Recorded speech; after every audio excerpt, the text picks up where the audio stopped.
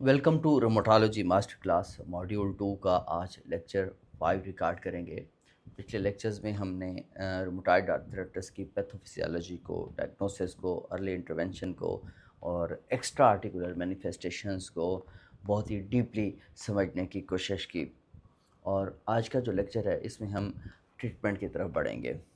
RA का जो treatment है उसका पहला और सबसे जो अहम चैप्टर है उसको हम कवर करेंगे, जो कि है कन्वेंशनल सिंथेटिक डिमार्ड्स। कन्वेंशनल सिंथेटिक जो डिमार्ड्स हैं, यानी इसको हम सी एस डिमार्ड्स भी कहते हैं। ये वैसे तो हम जो आज इस चैप्टर में जो ड्रग्स को कवर करेंगे, हम चार मेन ड्रग्स को कवर करेंगे। उसमें हम मिथोट्रेक्सेट को डिस्कस करेंगे, सल्फासेलाजिन को डिस्कस करेंगे, लिफ्लिनोमाइड को और हाइड्रोक्सीक्लोरोक्विन को। और ये पूरी जो है रूमेटाइड आर्थराइटिस की जो मैनेजमेंट है उसकी बुनियाद ये चार हैं। बायोलॉजिक्स और जो जैक इनहिबिटर्स है उन्होंने रूमेटाइड आर्थराइटिस ट्रीटमेंट जो है उसको रेवोल्यूशनाइज तो किया है, लेकिन आज भी दुनिया भर में जो फर्स्ट लाइन ट्रीटमेंट है वो कन्वेंशनल सिंथेटिक डिमार्ड्स हैं। और यूलार और एसीआर की जो रिकमेंडेशंस हैं, दोनों गाइडलाइंस यही कहती हैं कि जो फर्स्ट लाइन ट्रीटमेंट है वो कन्वेंशनल सिंथेटिक डिमार्ड्स है। तो पाकिस्तान में ज़्यादा अहम क्यों है ये? पाकिस्तान में ये इस ज़्यादा रेलिवेंट इसलिए हैं क्योंकि ये बायोलॉजिक्स क्योंकि महंगे हैं और लिमिटेड एक्सेसिबल हैं। इस इवन जैक इनहिबिटर्स भी कुछ पेशेंट अफोर्ड नहीं कर सकते, और अक्सर औकात पेशेंट्स जो है ना पूरी ज़िंदगी उनको मैनेज किया जाता है कन्वेंशनल सिंथेटिक डिमार्ड्स पे। तो इसलिए आज के लेक्चर में हम इस इन ड्रग्स के मैकेनिज्म ऑफ एक्शन को, डोजिंग को, मॉनिटरिंग क्या करनी है, साइड इफ़ेक्ट्स को, कंट्राइंडिकेशंस को, ड्रग इंटरेक्शंस को और पाकिस्तान स्पेसिफिक जो कंसिडरेशंस हैं उनको जो है इस कदर डीपली समझने की कोशिश करेंगे कि आपको कभी किसी और रेफरेंस की ज़रूरत नहीं पड़ेगी इंशाल्लाह। मेरी कोशिश होगी। और रात भी मैं इस लेक्चर को प्रिपेयर कर रहा था तो करते करते ही मैं सो गया। तो अभी मैंने लास्ट वीक भी बताया था कि वीक में एक लेक्चर रिकॉर्ड करेंगे ताकि आप भी अच्छे से जो है लेक्चर को प्रिपेयर कर सकें और मेरे लिए भी जो है वो लेक्चर प्रिपेयर करना आसान हो। मेरी कोशिश है कि मैं इस सिलसिले को ज़रा मज़ीद बेटर करने की कोशिश करूँ। डिस्कशन करना मेरे लिए ईज़ी इसलिए है कि मैं ओपीडी क्लोज़ करने के बाद एक दिन मैं निकाल कर मैं आपके साथ जो है वो डिस्कस कर सकता हूँ। जो स्लाइड्स हैं कुछ जो है हमारे दोस्तों ने ये सजेशंस दी हैं कि आप स्लाइड्स की सूरत में भी जो है वो आप शेयर किया करें। वो मेरे लिए थोड़ा इसलिए मुश्किल है क्योंकि मेरे पास प्रोफ़ेशनल टीम नहीं है जो मेरे इस काम को सँभाल सके, क्योंकि मैं खुद तो मुझे इतना जो है वो चलाना नहीं आता। ये बस मैं लेक्चर की हद तक रहता हूँ। वो जो स्लाइड्स बनानी होती हैं वो मेरे लिए मुश्किल है। फिर उस स्लाइड्स की एडिटिंग उधर जो आपके लेक्चर के हिसाब से वो लगाना, वो मैंने एक जो है कुछ जो एडिटर्स हैं उनसे डिस्कशन रखी हुई है कि मैं एडिटर हायर करूं जो स्लाइड्स बना दिया करे। लेकिन उसके साथ फिर प्रॉब्लम ये है कि वो कहते हैं कि आपको साथ बैठना पड़ेगा कि आप जो बता रहे हैं उसके अकॉर्डिंगली हम उसको वहाँ अटैच कर सकें। वो मेरे लिए टाइम मैनेज करना थोड़ा मुश्किल है, लेकिन मैं कोशिश करूँगा कि मैं इसको मज़ीद इम्प्रूव कर सकूँ।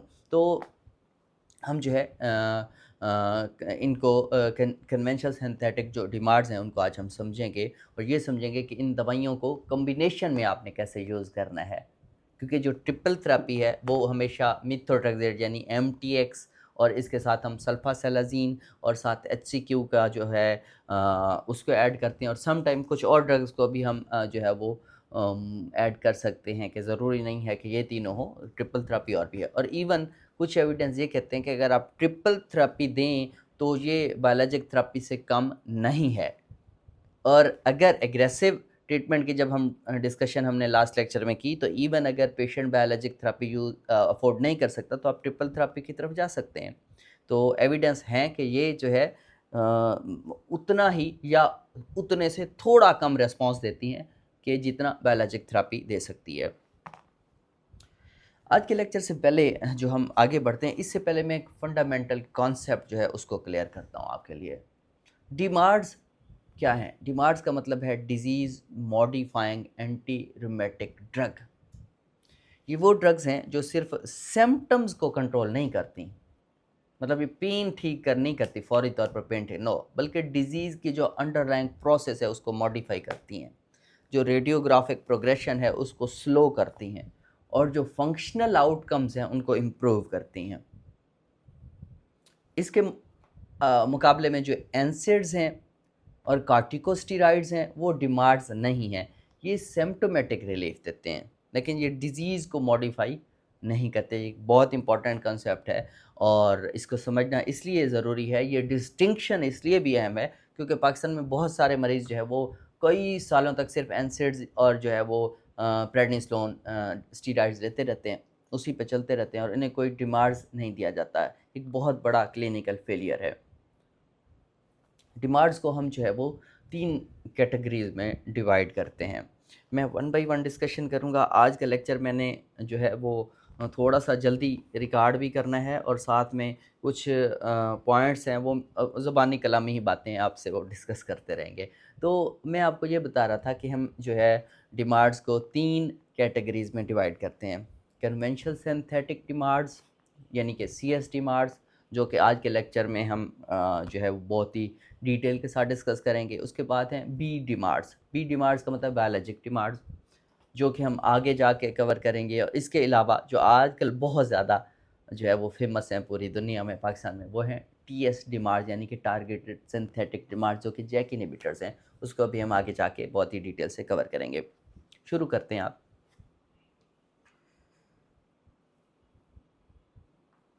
मिथोट्रेक्सेट से हम स्टार्ट करते हैं क्योंकि ये रूमेटॉइड आर्थराइटिस का जो है वो एंकर डिमांड है, एंकर ड्रग है। एंकर का लफ्ज़ इस्तेमाल करना इसलिए ज़रूरी है कि तमाम जो आरए के ट्रीटमेंट स्ट्रेटजीज़ हैं उनमें एमटीएक्स का जो है वो यू कैन से कि ये बुनियाद ही यही है। इसको सेंटर में रखा जाता है, उसके बाद सारे ट्रीटमेंट शुरू किए जाते हैं। यूलार की रिकमेंडेशंस, मैं आपके साथ यूलार की ही रिकमेंडेशंस मोस्टली शेयर करता रहता हूँ। यूलार की जो आरए की मैनेजमेंट की रिकमेंडेशंस हैं 2022 की, उनमें एमटीएक्स को जितने भी आरए के पेशेंट्स हैं उनमें फर्स्ट लाइन डिमांड्स के तौर पर क्लियरली रिकमेंड किया गया है। इसमें कोई डाउट वाली बात नहीं है जब तक कि कोई कंट्रा इंडिकेशन ना हो। कंट्रा इंडिकेशंस को भी आगे हम डिस्कस करेंगे कहाँ आपने नहीं देना। एसीआर की भी इसी तरह जो आरए की मैनेजमेंट की गाइडलाइंस है उन्होंने भी जो एमटीएक्स है यानी कि मिथोट्रेक्सेट है इसको स्ट्रांगली रिकमेंड किया है। तो एसीआर और यूलार ने दोनों ने यही कहा है कि ये जो एमटीएक्स है मॉडरेट टू सवेयर डिजीज़ जो है आरए है उसमें यूज़ करनी चाहिए। एमटीएक्स की अगर हिस्ट्री की बात करें तो ये 1950 में एक जो है मिसकंसेप्शन भी यहीं क्लियर हो जाएगी, हिस्ट्री भी डिस्कस कर लेते हैं। 1950 में जो है कैंसर कीमोथेरेपी के लिए डेवलप हुई थी, लेकिन 1980 में ये जो है आरए के ट्रीटमेंट में बाकायदगी से इस्तेमाल हो रही है। यानी कि 1980 से 2026 46 साल हो चुके हैं। आरए में एमटीएक्स का डाटा 46 साल का मौजूद है। तो 46 साल का डाटा बहुत बड़ा डाटा होता है कि ये इफ़ेक्टिव है, डाटा बताता है ये रिलेटिवली सेफ़ है, सस्ती है, दुनिया भर में अवेलेबल है, एक्सेसिबल है। एमटीएक्स का जो मैकेनिज़्म की बात करते हैं अब, जो मैकेनिज़्म ऑफ एक्शन है उसको हम समझने की कोशिश करते हैं। एमटीएक्स जो है वो फोलिक एसिड का स्ट्रक्चरल एनालॉग है। ये भी क्लियर हो जाएगा कि एमटीएक्स के साथ फोलिक एसिड क्यों देते हैं। एमटीएक्स क्या है? फोलिक एसिड का स्ट्रक्चरल एनालॉग है। ये डाईहाइड्रोफोलेट रिडक्टेज यानी जिसको हम डीएचएफआर डाईहाइड्रोफोलेट रिडक्टेज एंजाइम है उसको ये इनहिबिट करती है, जिससे फोलिक एसिड का जो टेट्राहाइड्रोफोलेट में कन्वर्जन है वो रुक जाता है। दोबारा रिपीट करता हूँ, डाईहाइड्रोफोलेट रिडक्टेज को ये क्या करती है? मिथोट्रेक्सेट इनहिबिट करती है, जिससे फोलिक एसिड की जो कन्वर्जन है किसमें? फोलिक एसिड कन्वर्ट होती है टेट्राहाइड्रोफोलेट में, वो कन्वर्जन रुक गई। अब जब टेट्राहाइड्रोफोलेट जो है की कन्वर्जन रुक गई, क्योंकि टेट्राहाइड्रोफोलेट क्या काम कर रही थी? वो डीएनए सिंथेसिस के लिए बहुत ज़रूरी है, स्पेशली प्यूरिन्स में और पैरामिडीन्स में। उसको जो प्यूरिन्स बनाना है और पैरामिडीन्स बनानी है, तो उनको बनाने में क्या हमारा यूज़ हो रहा था? टेट्राहाइड्रोफोलेट। उसको इनहिबिट कर दिया एमटीएक्स ने। एमटीएक्स ने जब इनहिबिट किया, टेट्राहाइड्रोफोलेट क्या है? बंद हो गया। इसलिए क्या हो गया? एमटीएक्स क्या करेगी? रैपिडली जो डिवाइडिंग सेल्स हैं, जो रैपिडली डिवाइडिंग सेल्स हैं यानी टी सेल है, बी सेल है, उनकी प्रोलिफरेशन को रोक देगी। आई थिंक आपको क्लियर हो गया होगा। बहुत ही शानदार अंदाज में, बहुत ही सिंपल, बहुत ही सादा अल्फाज में मैंने समझाने की कोशिश की। लेकिन एमटीएक्स का जो एंटी इन्फ्लेमेटरी इफेक्ट है, यही नहीं है कि ये प्रोलिफरेशन रोकती है, इसका एंटी प्रोलिफरेटिव इफेक्ट के साथ साथ एंटी इन्फ्लेमेटरी इफेक्ट भी है। ये दूसरा, और इसे आगे भी चलेंगे। इसके अलावा क्या है? ये एडिनोसिन पाथवे को भी इनहिबिट करती है। यानी कि क्या करती है? जो एडिनोसिन रिलीज है उसको बढ़ाती है। जो कि एडिनोसिन क्या है, वो पोटेंट एंटी इन्फ्लेमेटरी मेडिएटर है। इसके अलावा ये एक और जब हमने पैथोफिजियोलॉजी की बात की थी तो हमने कहा था ये एनएफ कापा भी या एनएफ के भी कह सकते हैं, एनएफ कापा बी को भी पार्शली इनहिबिट करती है। तो ये क्या है, मल्टी मैकेनिज्म एक्शन है एमटीएक्स का, जो कि इसको यूनिकली इफेक्टिव बनाता है। तो ये सारे मैकेनिज्म हमने जो डिस्कस किए हैं, ये इसको आपको क्लियर करेंगे ये एंकर ड्रग क्यों है, दूसरी ड्रग्स एंकर ड्रग क्यों नहीं है, अब आपको क्लियर हुआ होगा। तो आपने एक और चीज़ याद रखनी है कि जब वीकली डोज हम एमटीएक्स की जो हम देते हैं, वो एमटीएक्स एंटी इन्फ्लेमेटरी है, जबकि जब डेली डोज हम देते हैं जो कैंसर में यूज़ होती है, ये भी एक क्वेश्चन हो पेशेंट्स का कि ये तो अक्सर चैट जीपीटी से डिस्कस करके आते हैं। मेरे पास पेशेंट बैठा, चैट जीपीटी पे भी मैंने रिकॉर्ड करना है लेक्चर जो है एआई का, वैसे यूज़ हो रहा है, होना भी चाहिए। बट पेशेंट मेरे पास बैठा, उसने बताया कि सर ये मेरी मिसेज़ हैं, इसको सीटीएस है। मैंने कहा जी ठीक है, सीटीएस क्या होता है? कहता है जी कार्पल टनल सिंड्रोम है। मैंने कहा ठीक है जी, तो देख लें अगर आपको समझ लगती है। मैंने कहा जी देखते हैं एग्जामिन करके। मैंने कहा तो ये कार्पल टनल सिंड्रोम आपको कैसे पता चला कि इनको है? किसी डॉक्टर साहब ने बताया, आपने कोई चेकअप करवाया? कहते नहीं, मैंने चैट जीपीटी पे इसकी सारी सिम्टम्स डाली तो उन्होंने क्लियर कर दिया है, तो अब देखें आपको समझ लगती है। मैंने कहा जी देख लेते हैं, अगर लग गई तो आपको बताएंगे। तो एक क्वेश्चन आता है कि जो एमटीएक्स अक्सर पेशेंट इस वजह से भी छोड़ देते हैं जब वो चैट जीपीटी पे पढ़ते हैं कि ये कैंसर की ड्रग है, कैंसर में यूज़ होती है। हम कौन सा एंटी इन्फ्लेमेटरी इफेक्ट कहाँ आ रहा है? वीकली डोज का, जबकि डेली डोज और वो भी हाई डोज कैंसर कीमोथेरेपी में यूज़ होती है। डोजिंग बिल्कुल अलग है और यही एक क्रिटिकल क्लिनिकल पॉइंट है जो इसको जो है वो डिफ्रेंशिएट आप कर सकते हैं कि ये कैंसर में डोजिंग की वजह से यूजेज और है, आरए में यूजेज और है। और आपसे अक्सर औकात पेशेंट पूछेंगे कि ये तो कैंसर की दवाई है, आप हमें क्यों दे रहे हैं, हमें तो कैंसर नहीं है। अक्सर औकात तो पेशेंट जो है ना वो गुस्सा भी कर जाते हैं कि जी आप तो हमें गलत दवा दे रहे हैं। तो एमटीएस की जो डोजिंग है उसका डिफरेंस है डेली और वीकली का, इस हवाले से आपने ख्याल रखना है।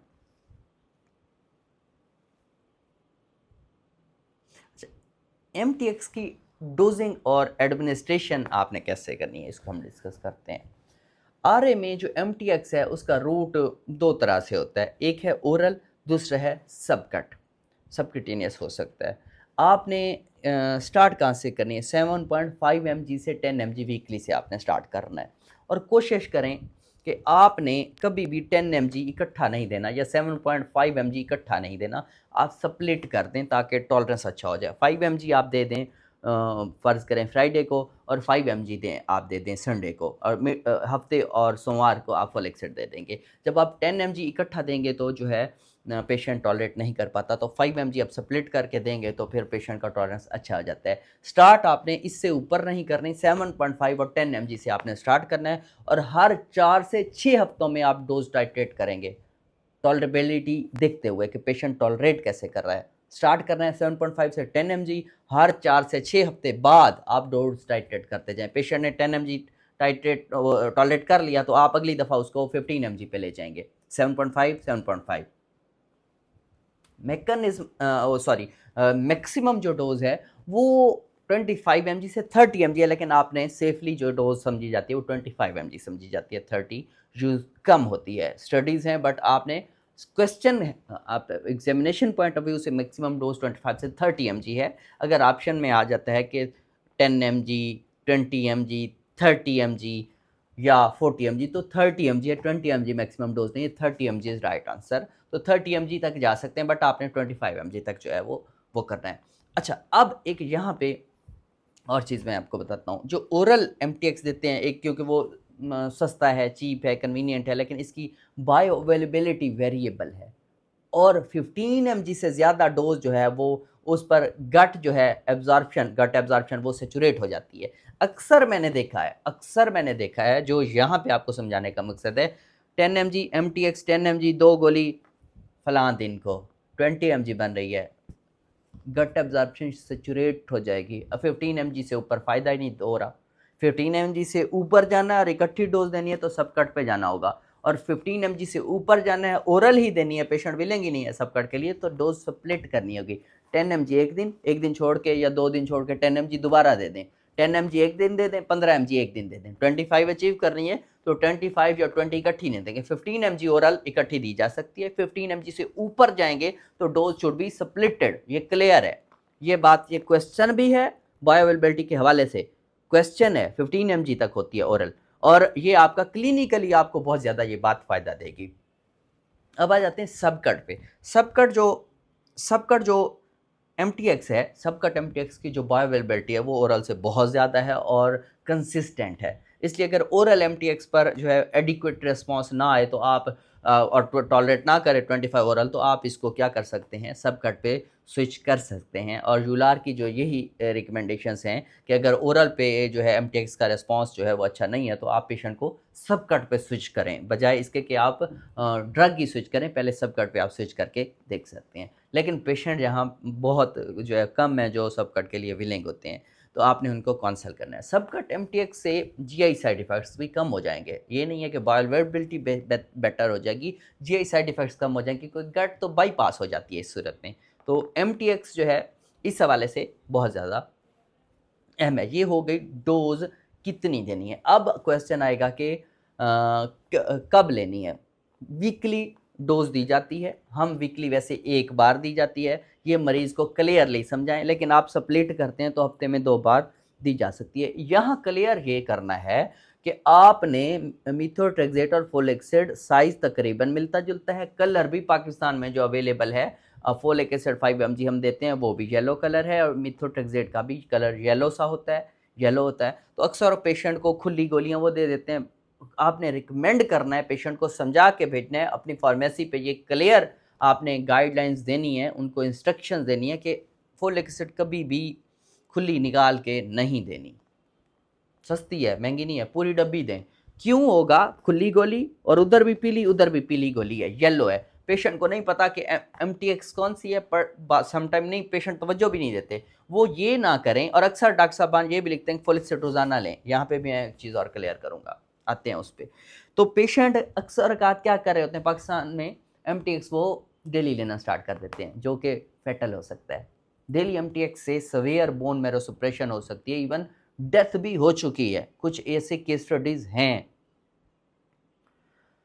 अब एक और पॉइंट मैं यहाँ पे ऐड करना चाह रहा था MTX की उसके हवाले से, जो फोलिक एसिड की सप्लीमेंटेशन वो क्यों ज़रूरी है, उस पर भी हम थोड़ा सा डिस्कशन करते हैं।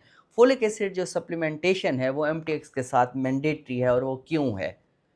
इस वजह से कि जो MTX है, हमने ऊपर डिस्कस किया, आप दोबारा भी बताओ, MTX के साइड इफ़ेक्ट्स का एक बहुत बड़ा हिस्सा फोलेट डेफिशिएंसी से होता है, क्योंकि ये इनहिबिट कर रही होती है।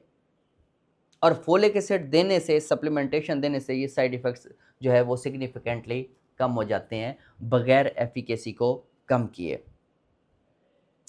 यूलार की यही रिकमेंडेशंस हैं, ACR की भी जो यही रिकमेंडेशंस हैं। RA मैनेजमेंट की यूलार की 2022 की हैं, और RA 21 की हैं। ये मैनेजमेंट जो मोस्ट एडवांस हैं इस MTX के हवाले से RA में। 2022 यूलार और 2021 ACR की रिकमेंडेशंस हैं कि MTX के साथ फोलिक एसिड सप्लीमेंटेशन मैंडेटरी है, लाजमी देनी है। डोज को आप फोलिक एसिड का आप जब बात करते हैं तो डोज जो है वो आप मिनिमम 5 mg वीकली रख सकते हैं। MTX लेने के अगले दिन दे सकते हैं। सम टाइम प्रोटोकॉल ये भी कहते हैं कि 1 mg डेली दें, और उस दिन को ना दें जिस दिन आप MTX ले रहे हैं। यहाँ एक और जो है वो मैं क्लियर करता हूँ। ऐसा होता है कि पेशेंट ने रात को ली MTX ले ली, और अगली सुबह उसने फोलिक एसिड ले ली। इससे MTX की जो है वो एफिकेसी वो कम हो जाएगी। ऐसे नहीं करना, गैप होना चाहिए 24 आवर का। अगर MTX सुबह ली है तो अगली सुबह फोलिक एसिड ले कम अज़ कम, और अगर MTX रात को ली है तो अगली रात को ले। 24 आवर का गैप ज़रूरी है, अदरवाइज MTX की एफिकेसी कम हो जाएगी। इस पर अलग से भी मेरा लेक्चर मौजूद है, और इधर भी मैं आपको क्लियर कर रहा हूँ। फोलिक एसिड की प्राइस वगैरह या इसके अवेलेबिलिटी की, तो MTX की तरफ फोलिक एसिड भी चीप भी है, एक्सेसिबल है, इसलिए इसके साथ ना देने का कोई एक्सक्यूज़ नहीं है। सम टाइम पेशेंट लेते ही नहीं है, बॉदर ही नहीं करते। और डॉक्टर साहबान भी, मैंने बहुत सारी प्रिस्क्रिप्शंस देखी हैं जिसमें सिर्फ MTX लिखा और फोलिक एसिड नहीं लिखा होता। तो मैंडेटरी है। ये ACR की 2021 की गाइडलाइंस है, RA मैनेजमेंट की रिकमेंडेशंस हैं, और यूलार की 2022 की है। तो MTX के साथ आपने फोलिक एसिड मैंडेटरी देनी ही देनी है।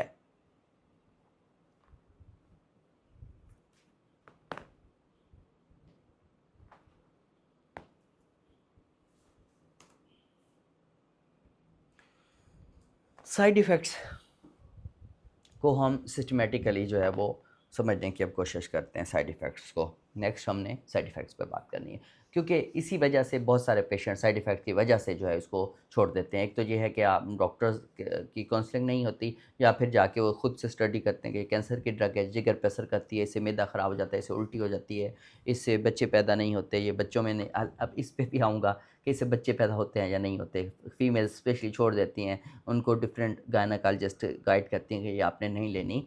प्रेगनेंसी प्लान कर रहे हैं तो नहीं लेनी, वैसे लेनी है, उस पे आगे मैं जाऊँगा। प्रेगनेंसी पे एक अलग हमारा जो लेक्चर है उस पर डिस्कस करेंगे।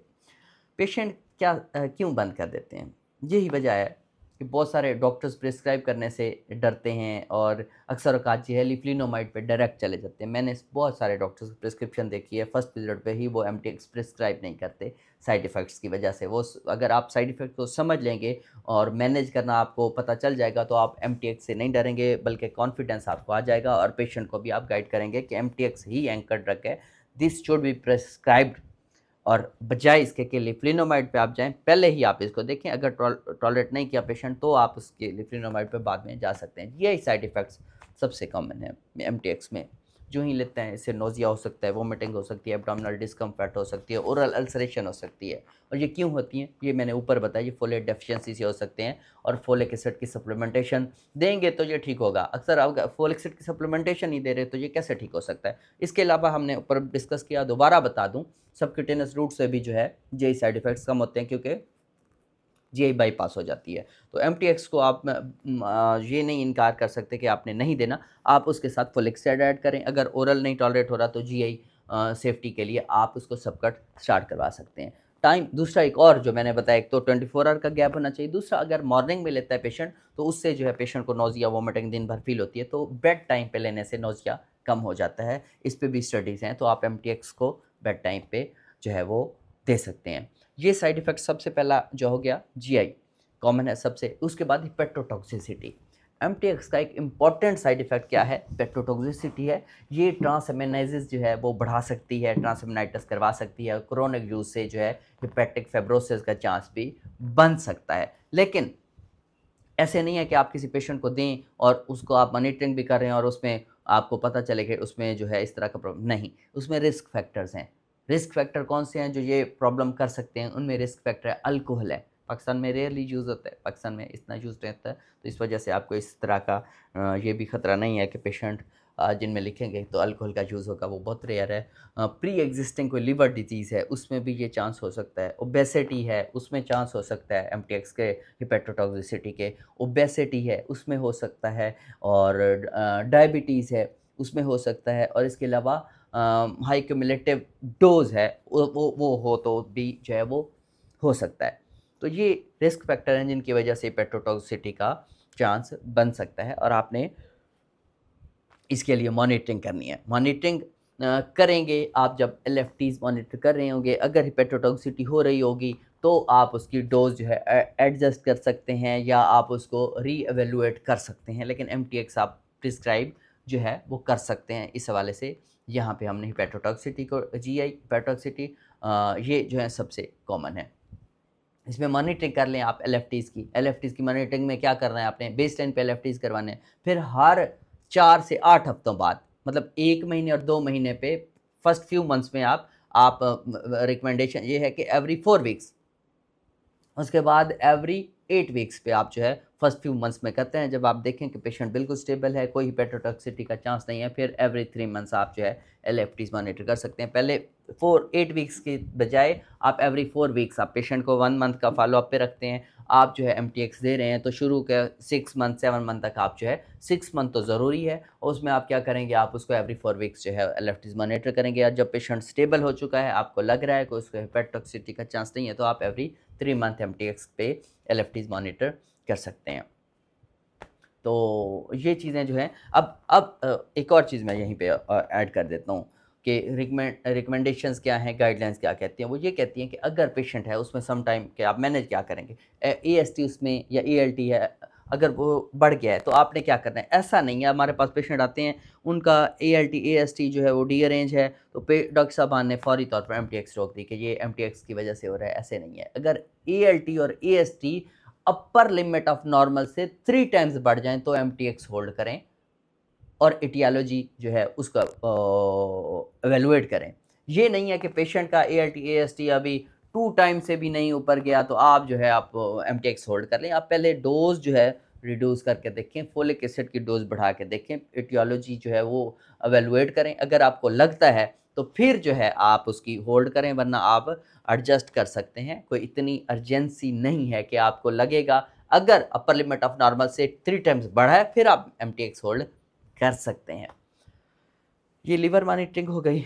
अब एक और ऑप्शन आता है, ये क्वेश्चन भी है कि लिवर बिopसी कब करनी। लिवर बिopसी जो है ना, ये नहीं है कि आप वेरी कॉमनली आप जो है वो लिवर बिopसी की तरफ चले जाएं। पेशेंट में कोई ट्रांसमिनाइटिस का चांस बना हो, उसको हेपेटोटॉक्सिटी हो गया और फौरी तौर पर लिवर बिopसी नहीं, सिर्फ स्पेसिफिक इंडिकेशंस हैं उन पर करनी होती है। रूटीन में आप जो है वो इसकी लिवर बिopसी नहीं करते। इस वाले से आपने अब अल्कोहल की बात करें, अगर पेशेंट्स जो कोकेशियंस हैं या यूरोपियन कंट्रीज़ में अल्कोहल वहाँ पे बहुत ज़्यादा होता है। पाकिस्तान में अल्कोहल तो कम है, लेकिन यहाँ पे फैटी लिवर डिजीज़ जो है वो बहुत कॉमन है। बेसलाइन पे आप इसलिए जो है LFTs के साथ-साथ आपने FLPP को देखना है, फास्टिंग लिपिड प्रोफाइल को भी देखना है। सम टाइम ये जो ट्रांसमेनाइटिस होता है, ये आपकी मेथोट्रेक्सेट की वजह से नहीं होता, ये जो है फैटी लिवर की वजह से हो सकता है। फैटी लिवर की वजह से जो है वो ALT AST अगर डीअरेंज हैं स्पेशली, तो आपको क्या लगेगा कि आप ये समझेंगे कि MTX से माइट भी वो जो है ना हाइपरलिपिडेमिया की वजह से हो। तो इस वजह से आपने सिर्फ LFTs नहीं देखनी, आप FLP भी मॉनिटर कर सकते हैं। फिर आप रिस्क फैक्टर्स में जब देख रहे होते हैं, फिर एटियोलॉजी एवेलुएट करेंगे तो आप BC की स्क्रीनिंग भी करें, क्योंकि MTX जो है स्पेशली हेपेटाइटिस रीएक्टिवेशन का रिस्क बढ़ा देती है और स्पेशली हैप बी का बी रिएक्टिवेशन का चांस MTX में बढ़ जाता है। तो आप जब भी MTX स्टार्ट करते हैं तो आपने ये स्क्रीनिंग में ही करवाना होता है। BC का टेस्ट आपने स्क्रीनिंग LFTs भी करवाएंगे, RFTs भी करवाएंगे, उनका हम आगे जो है वो करते हैं। ये हो गया हेपेटोटॉक्सिटी हो गया। अब आ जाते हैं MTX से हम नेक्स्ट की तरफ बढ़ते हैं।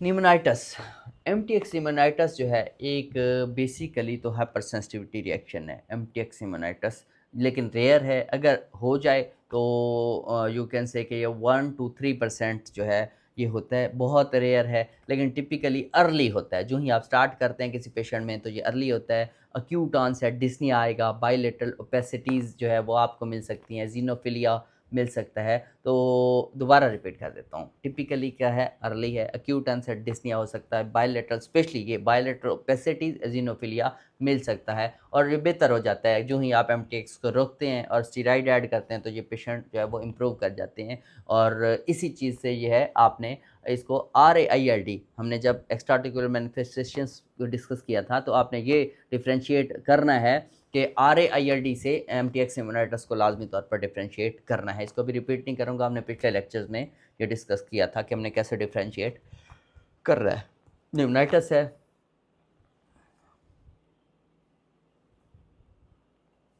बोन मैरो सुप्रेशन है। बोन मैरो सुप्रेशन भी रेयर है MTX इम्यूनाइटिस की तरह, और ये थेरेपेटिक जो डोजेज हैं उस पर, लेकिन जो है ये एल्डरली जो पीपल होते हैं उनमें बोन मैरो सुप्रेशन का चांस ज़्यादा होता है। रीनल इम्पेयरमेंट है उनमें, ड्रग इंट्रैक्शंस की वजह से, जैसे कि MTX और SMX जो है उनके साथ ये जो रिस्क है वो बढ़ जाता है।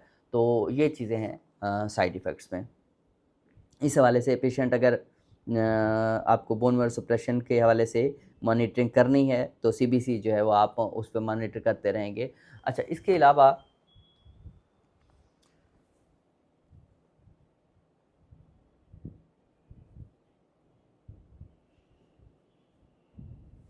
इसमें अब आ जाता है टेराटोजेनिसिटी।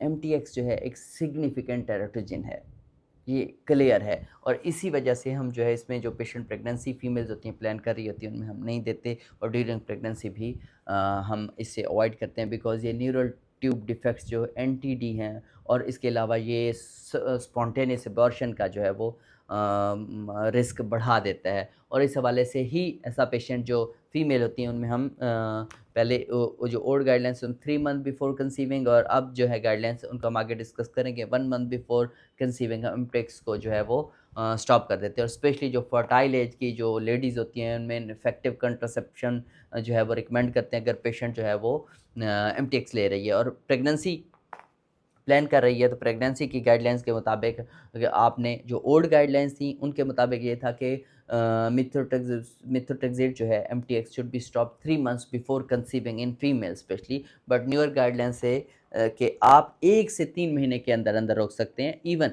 3 मंथ्स बिफोर कंसीविंग रोक दें, दैट्स वेरी गुड। अदरवाइज अगर ज़रूरी है तो आप 1 मंथ बिफोर कंसीविंग जो है आप एमटीएक्स को रोक सकते हैं। और ये यूलार और एसीआर की जो है आरए मैनेजमेंट की गाइडलाइंस हैं प्रेगनेंसी में। तो इसलिए जो है वो इस हवाले से एक ओल्ड कॉन्सेप्ट मैंने आपका क्लियर किया कि 3 मंथ्स बिफोर कंसीविंग को आप स्विच कर देंगे 1 मंथ बिफोर कंसीविंग। एक और चीज़ मैं यहीं पे बता देता हूँ, वो है मेल के हवाले से। मेल के हवाले से ये एक कॉन्सेप्ट था कि जो मिथोट्रेक्सेट है, अगर आपने मेडिसिन में पढ़ा भी होगा, ओल्ड गाइडलाइंस ये कहती थी कि मिथोट्रेक्सेट जो है वो आपने स्टॉप कर देनी है मेल में।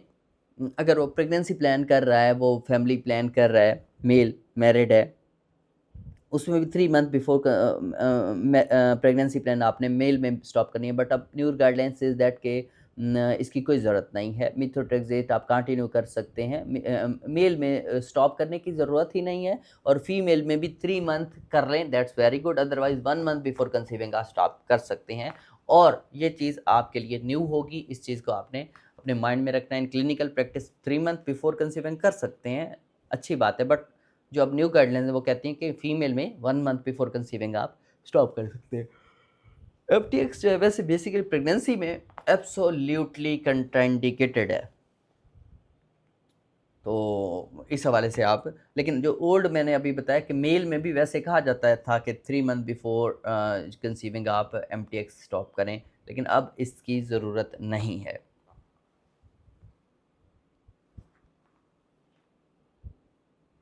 एमटीएक्स की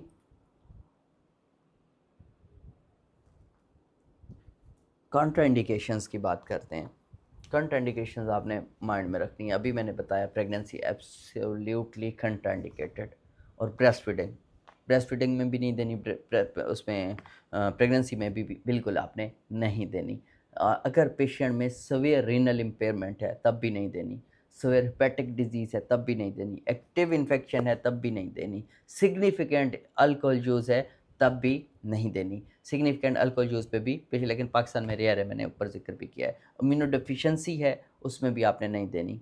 तो ये हो गई एब्सोल्यूट कंट्राइंडिकेशंस। अब आ जाते हैं कि रिलेटिव कंट्राइंडिकेशंस हैं। उनमें क्या है, रिलेटिव कंट्राइंडिकेशंस में क्या होता है, माइल्ड रेनल इम्पेयरमेंट में रिलेटिव कंट्राइंडिकेशन है, लंग डिजीज़ है या रिकरेंट इन्फेक्शंस की हिस्ट्री है। यहाँ पे बेनिफिट रिस्क केयर जो है वो आप केयरफुली असेस करें और उसके बाद फिर आप जो है वो एमटीएक्स प्रिस्क्राइब कर सकते हैं। ये चीज़ आपने इम्पोर्टेंटली डिस्कस कर रही याद रखी है, सॉरी।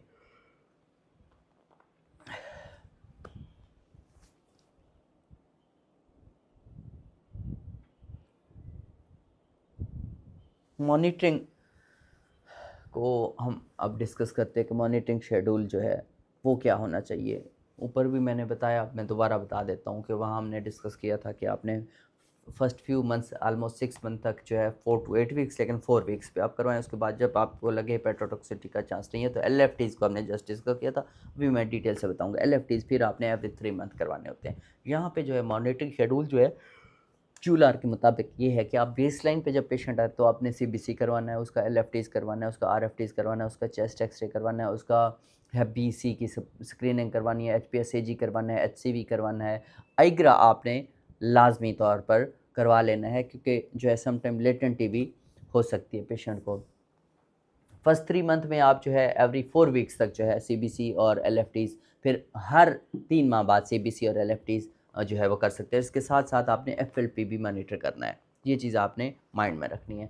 फर्स्ट 3 मंथ्स में आपने, या 6 मंथ, ज़्यादा सेफ है 6 मंथ तक, लेकिन आप 3 मंथ्स तक एवरी 4 to 8 वीक्स, लेकिन ज़्यादा बेहतर है एवरी 4 वीक्स आप सीबीसी एलएफटीज़ करवाएं। फिर जब आफ्टर 6 मंथ आपको लगे कोई हेपेटोटॉक्सिसिटी का चांस नहीं है, बोन मैरो सप्रेशन नहीं है, कोई साइड इफेक्ट नहीं आ रहा, पेशेंट स्टेबल है, फिर आप एवरी 3 मंथ जो है वो CBC, LFTs और बाकी चीज़ें करवा सकते हैं। क्रिएटिनिन जो है वो आप बेसलाइन पे भी करवाएं और फिर उसके बाद जो है एवरी 6 मंथ टू 1 ईयर, बहुत ज़्यादा केयरफुल रहना चाह रहे हैं तो एवरी 6 मंथ करवा लें, वरना एक सालाना आप जो है वो कोई भी चेंज करना चाह रहे हो तो फिर आप क्रिएटिनिन जो है RFTs मॉनिटर कर सकते हैं। और इसके अलावा आपने पेशेंट को जो है ये करना है LFTs की सिम्टम्स के बारे में और इन्फेक्शन की जो सिम्टम्स हैं उनके बारे में आपने हाईली एजुकेट करना है पेशेंट को, कि उसको पता चल जाए कि मेरे अगर LFTs रीअरेंज हो रहे हैं तो मुझे क्या प्रॉब्लम हो सकती है, या इन्फेक्शन की जो साइंस एंड सिम्टम्स हैं, या फीवर हो रहा है या इस तरह का, तो उस हवाले से आपने गाइड कर देना है।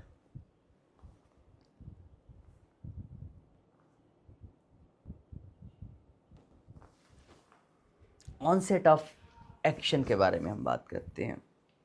MTX का ऑनसेट ऑफ एक्शन, उसको हम समझने की कोशिश करते हैं। MTX का जो फुल इफेक्ट है, क्योंकि हमने ऊपर भी बताया कि ये जो है NSAIDs और कॉर्टिकोस्टेरॉइड्स की तरफ फौरी तौर पर असर नहीं दिखाते। MTX का जो फुल इफेक्ट है उसको आने में 6 to 12 वीक लग सकते हैं। 6 वीक का मतलब है 1.5 महीना और 12 वीक का मतलब है 3 महीने। पेशेंट को आपने बताना है कि इस दवाई का फ़ायदा ही 3 महीने के बाद अच्छा होना है। तो आप ये ना समझें कि हमने 1 डोज ले ली मिथोट्रेक्सेट की और मुझे तो फ़ायदा नहीं हुआ, ये इसलिए बताए, और 2 हफ्ते बाद पेशेंट ने बंद कर देनी है, वो कहेगा मुझे फ़र्क नहीं पड़ा, डॉक्टर साहब ने जो दवाई दी फ़ायदा उसका कोई नहीं हुआ, मैं तो वो दवाई ठीक थी जो मैं खुराक ले लेता था मेडिकल स्टोर से, या मैं एक डेल्टा ले लेता था, मेरा 2 दिन गुजर जाते थे, अब तो मैंने दवाई 2 हफ्ते ले ली है डॉक्टर साहब की, गोली भी खा रहा हूँ, फ़ीस भी ज़्यादा दी है, फिर भी मुझे फ़ायदा नहीं हुआ। तो जो स्टीरॉइड्स हैं बेसिकली ये एज अ ब्रिजिंग मेडिकेशन के तौर पर यूज़ होने हैं, till the effect of actual drug will come.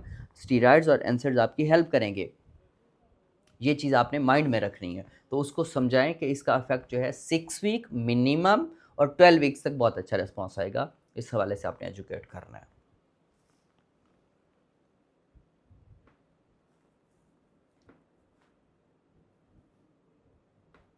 अच्छा, MTX यहीं पे हमारा कंप्लीट हुआ है। अब आ जाते हैं हाइड्रॉक्सी क्लोरोक्विन पे। हाइड्रॉक्सी क्लोरोक्विन जो है उसको हम समझने की कोशिश करते हैं। हाइड्रॉक्सी क्लोरोक्विन यानी HCQ एक एंटी मलेरियल ड्रग है जो RA SLE में यूज़ होती है, अदर कनेक्टिव टिश्यू डिसऑर्डर्स जो हैं, ऑटोइम्यून कंडीशंस हैं, उन सब में यूज़ होती है। और HCQ का जो मैकेनिज्म एक्शन है उसको सबसे पहले हम डिस्कस कर लेते हैं, उसके बाद हम इसकी बाकी इंडिकेशंस और साइड इफ़ेक्ट्स और डोजेज और कॉन्ट्राइंडिकेशंस को डिस्कस करेंगे। सबसे पहले MTX का हमने मैकेनिज्म ऑफ एक्शन जैसे समझा, HCQ का, हाइड्रोक्सीक्लोरोक्विन का मैकेनिज्म ऑफ एक्शन समझने की कोशिश करते हैं। HCQ बेसिकली लाइसोसोम्स और एंडोसोम्स को जो है जाके उनकी pH बढ़ा देगी। लाइसोसोम्स और एंडोसोम्स की जो pH है उसको ये बढ़ा देती है। ये अल्कलाइनाइजेशंस जो है बेसिकली एंटीजन प्रेजेंटेशन को डिस्टर्ब करती है। बेसिकली क्या करेगी, लाइसोसोम्स और एंडोसोम्स की pH बढ़ गई, जिससे क्या होगा, यही अल्कलाइनाइजेशन क्या करेगी, एंटीजन प्रेजेंटेशन को डिस्टर्ब कर देगी। इससे क्या होगा, TLR जो सिग्नलिंग है उसको ये जाकर ब्लॉक कर देगी। TLR सिग्नलिंग ब्लॉक हो गई, जो कि फिर TLR सिग्नल ब्लॉक होने से क्या होगा, इनेट इम्यून एक्टिवेशन जो है वो डिस्टर्ब हो जाएगा। क्योंकि क्या होता था कि ये जो TLR सिग्नलिंग है ये ब्लॉक होने से जो इनेट इम्यून एक्टिवेशन है वो ब्लॉक हो गई, तो साइटोकाइन्स और इन्फ्लेमेटरी जो मीडिएटर्स हैं उनकी प्रोडक्शन डिस्टर्ब हो जाएगी। साइटोकाइन प्रोडक्शन कम हो जाएगी, किसकी वजह से, क्योंकि इम्यून एक्टिवेशन की वजह से साइटोकाइन प्रोडक्शन कम हो जाएगी। स्पेशली इसमें कौन सी हमने पहले भी जिक्र किया था जब पैथोफिजियोलॉजी, उसमें TNF अल्फा है, इंटरलिकन 1 है, इंटरलिकन 6 है।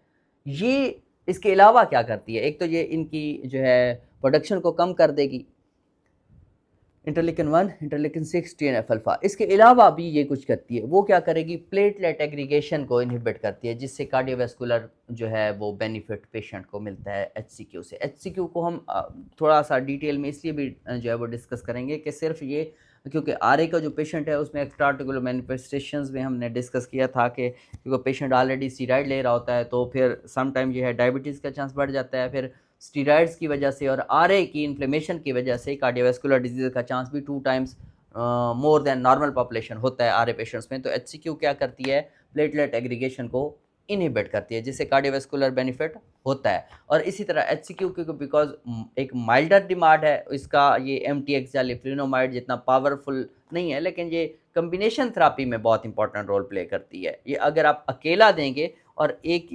दोबारा मैं एक और जो है आपके साथ ACR की गाइडलाइंस शेयर कर दूं कि ऐसे पेशेंट जो NTCCP पॉजिटिव थे बट उनमें अभी डिजीज़ एक्टिवेट नहीं हुई थी, तो HCQ ने 36 वीक पर भी डिजीज़ एक्टिवेशन को नहीं रोका।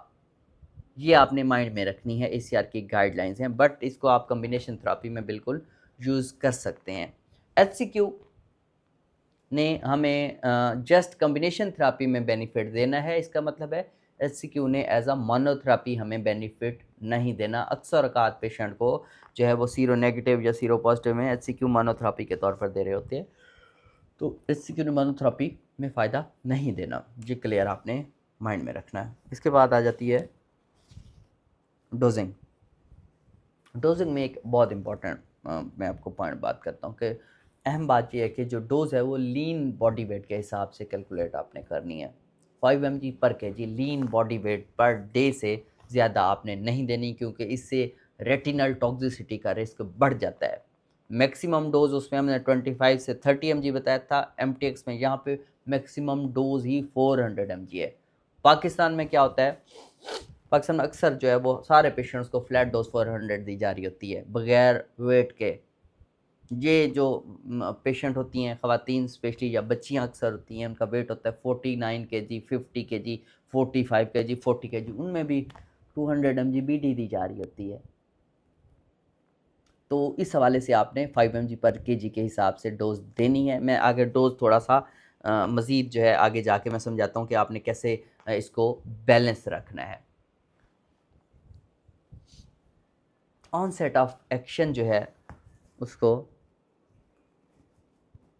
आगे डिस्कस करते हैं। ऑनसेट ऑफ इसका ऑनसेट ऑफ एक्शन जो है बेसिकली HCQ का ऑनसेट ऑफ एक्शन स्लो है, और मैंने कहा कि मोनोथेरापी में इफेक्टिव नहीं है। इवन ऑन 36 वीक भी ये इसने डिजीज़ एक्टिवेशन को नहीं रोका, तो इसलिए आपने HCQ नहीं देना। और ये भी जो जैसे मिथोट्रेक्सेट जैसे 6 वीक से 12 वीक्स पे जाके इफेक्ट देती है, तो ये भी जो है वो 3 to 6 मंथ पे इसका उससे भी ज़्यादा स्लो है।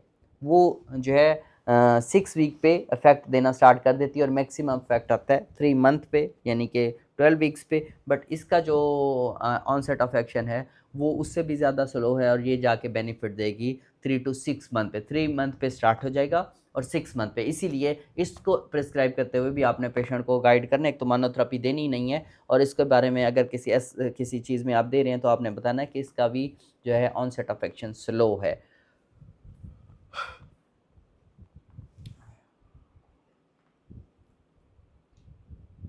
साइड इफ़ेक्ट जो है उसकी हम बात करते हैं अभी HCQ के हवाले से।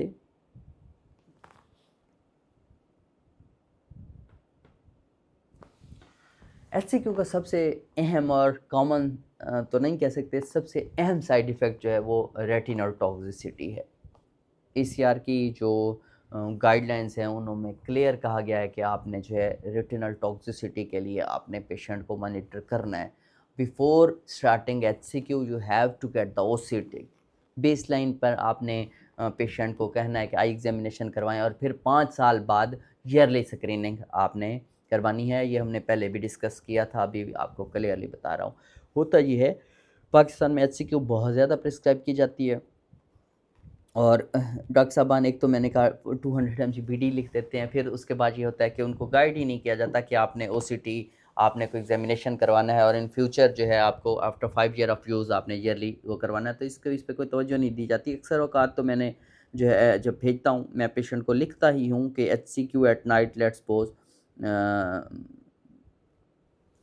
और आफ्टर OCT अक्सर भेजता हूँ मैं ऑप्थेल्मोलॉजिस्ट के पास, और कुछ डॉक्टर साहबान OCT करके फिर अपनी ओपिनियन देते हैं।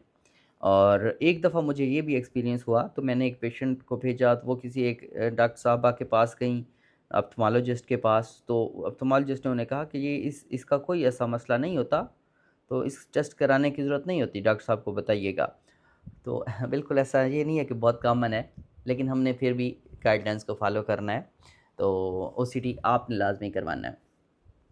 दूसरे साइड इफ़ेक्ट्स की बात करें तो इसमें बहुत कॉमन साइड इफ़ेक्ट्स जो हैं उसमें जीआई अपसेट हो सकता है, स्किन रैश बड़ा कॉमन है, स्किन रैश हो सकता है, स्किन ब्लैकनिंग होना स्टार्ट हो जाती है एचसीक्यू से, ये भी एक कॉमन साइड इफ़ेक्ट है, हेडेक हो सकता है, सम टाइम रेयर है लेकिन हाइपोग्लाइसीमिया जो है वो भी हो सकता है, क्योंकि एचसीक्यू जो है ये ग्लाइसीमिक कंट्रोल को इम्प्रूव करती है। इस हवाले से आपने इस चीज़ को भी जो है वो माइंड में रखना है। एक और चीज़ है जो आप ये ड्रग इंटरेक्शन के हवाले से आप समझ लें, एचसीक्यू जो है वो क्यूटी प्रोलॉन्गेशन करवा सकती है, स्पेशली उन पेशेंट में ये रेलिवेंट है जो दूसरी क्यूटी प्रोलॉन्गिंग जो ड्रग्स ले रहे होते हैं। तो इस हवाले से आपने एहतियात करनी है कि अगर आपको लग रहा है कि आप एचसीक्यू दे रहे हैं और वो इस तरह की कोई ड्रग ले रहा है तो आपने एहतियात करनी है, क्योंकि एचसीक्यू भी क्यूटी प्रोलॉन्गेशन करवा सकती है।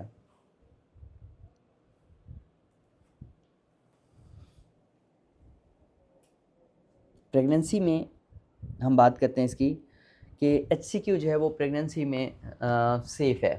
यूएलआर की रिकमेंड प्रेगनेंसी की जो गाइडलाइंस है उनके मुताबिक एचसीक्यू जो है वो प्रेगनेंसी में आप कंटिन्यू भी कर सकते हैं, और एसएलई के पेशेंट्स में तो फ्लेयर प्रिवेंशन के लिए एचसीक्यू को जो है कंटिन्यू रखने को रिकमेंड किया गया है। इसको रोकने के लिए नहीं कहा गया। अक्सर औक़ात हमारे पास पेशेंट्स आती हैं कि वो बताती हैं कि हम प्रेगनेंसी प्लान कर रही हैं, हम गई हैं गायनेकोलॉजिस्ट के पास, तो उन्होंने कहा कि सारी दवाई रोक दें क्योंकि आपका हमल हो चुका है। तो एचसीक्यू जो है उसके क्लिनिकल बेनिफिट सिर्फ जॉइंट इन्फ्लेमेशन तक महदूद नहीं है, लिमिटेड नहीं है। एचसीक्यू जो है वो आपको प्रेगनेंसी में जो है वो डिजीज़ फ्लेयर से भी बचाती है, और इवन एचसीक्यू जो है डिफरेंट, अगर बात अब डिटेल में चली जाएगी, मैं सिर्फ आरए पे रहना चाह रहा हूँ। एचसीक्यू को आप एसएलई में तो देंगे ही, अगर पेशेंट है उसमें कोई सेकेंडरी एपीएस है तो एचसीक्यू कंटिन्यू कर सकते हैं। इसी तरह न्यूनेटल हार्ट ब्लॉक का चांस जो सेकेंडरी शॉगरन है उसमें या प्राइमरी शॉगरन है उसमें जो है न्यूनेटल हार्ट ब्लॉक का एंटीबॉडीज़ पॉजिटिव हैं, तो उसमें एचसीक्यू रिकमेंड की गई है ताकि न्यूनेटल हार्ट ब्लॉक का चांस कम करती है। लेकिन वो और डिजीज़ पे बात चली जाएगी, हम यहाँ फ़िलहाल आरए तक रहते हैं। तो इसके अलावा हमने अभी ऊपर जब ज़िक्र किया था, इसके अलावा ये क्या प्रेगनेंसी में इस हवाले से भी देती है, कार्डियोवैस्कुलर रिस्क को भी कम करती है, लिपिड प्रोफाइल जो है वो सम टाइम हम जब ये पेशेंट को दे रहे होते हैं, तो इस हवाले से भी मैं ऐड करता हूँ। पेशेंट है उसको जैक इन्हिबिटर दे रहा हूँ, लेट्स सपोज़ टोफासिटिनिब दे रहा हूँ मैं पेशेंट को, तो हाइपरलिपिडीमिया का चांस है, तो मैं उसको एचसीक्यू इस हवाले से भी ऐड कर देता हूँ कि लिपिड प्रोफाइल इंप्रूव करती है, थ्रोम्बोसिस का रिस्क कम कर देती है, और इसका डायबिटोजेनिक जो इफ़ेक्ट है वो भी है, तो डायबिटिक पेशेंट में भी आप इसको रिकमेंड कर सकते हैं। और इसका एक साइड इफ़ेक्ट हाइपोग्लाइसीमिया भी है लेकिन वो रेयर है, तो ये पेशेंट कार्डियक पेशेंट है एचसीक्यू उसमें भी बेहतरी देगी, आरए के हवाले से भी बेहतरी देगी, कार्डियक पेशेंट में भी वैसे बेहतरी देगी, थ्रोम्बोसिस का चांस कम करेगी, ग्लाइसेमिक कंट्रोल अच्छा करती है, लिपिड प्रोफाइल बेटर करती है, तो ये आप ऐड कर सकते हैं। और पाकिस्तान में तो कार्डियोवैस्कुलर डिजीज़ेज़ और जो डायबिटीज़ है बहुत प्रीवेलेंट है, तो इस वजह से आप पेशेंट को देखते हैं, अगर पेशेंट ओबीज़ है, डायबिटिक है, उसको कोई कार्डियोवैस्कुलर डिजीज़ है, तो आप एचसीक्यू तो ये जो दूसरे बेनिफिट्स हैं इस हवाले से भी इसको वैल्यूएबल बनाते हैं कि ये सिर्फ आरए में बेटर नहीं है, ये और जो प्रॉब्लम्स हैं उसको भी जो है वो इम्प्रूवमेंट दे सकती है। इस हवाले से आपने याद रखना है।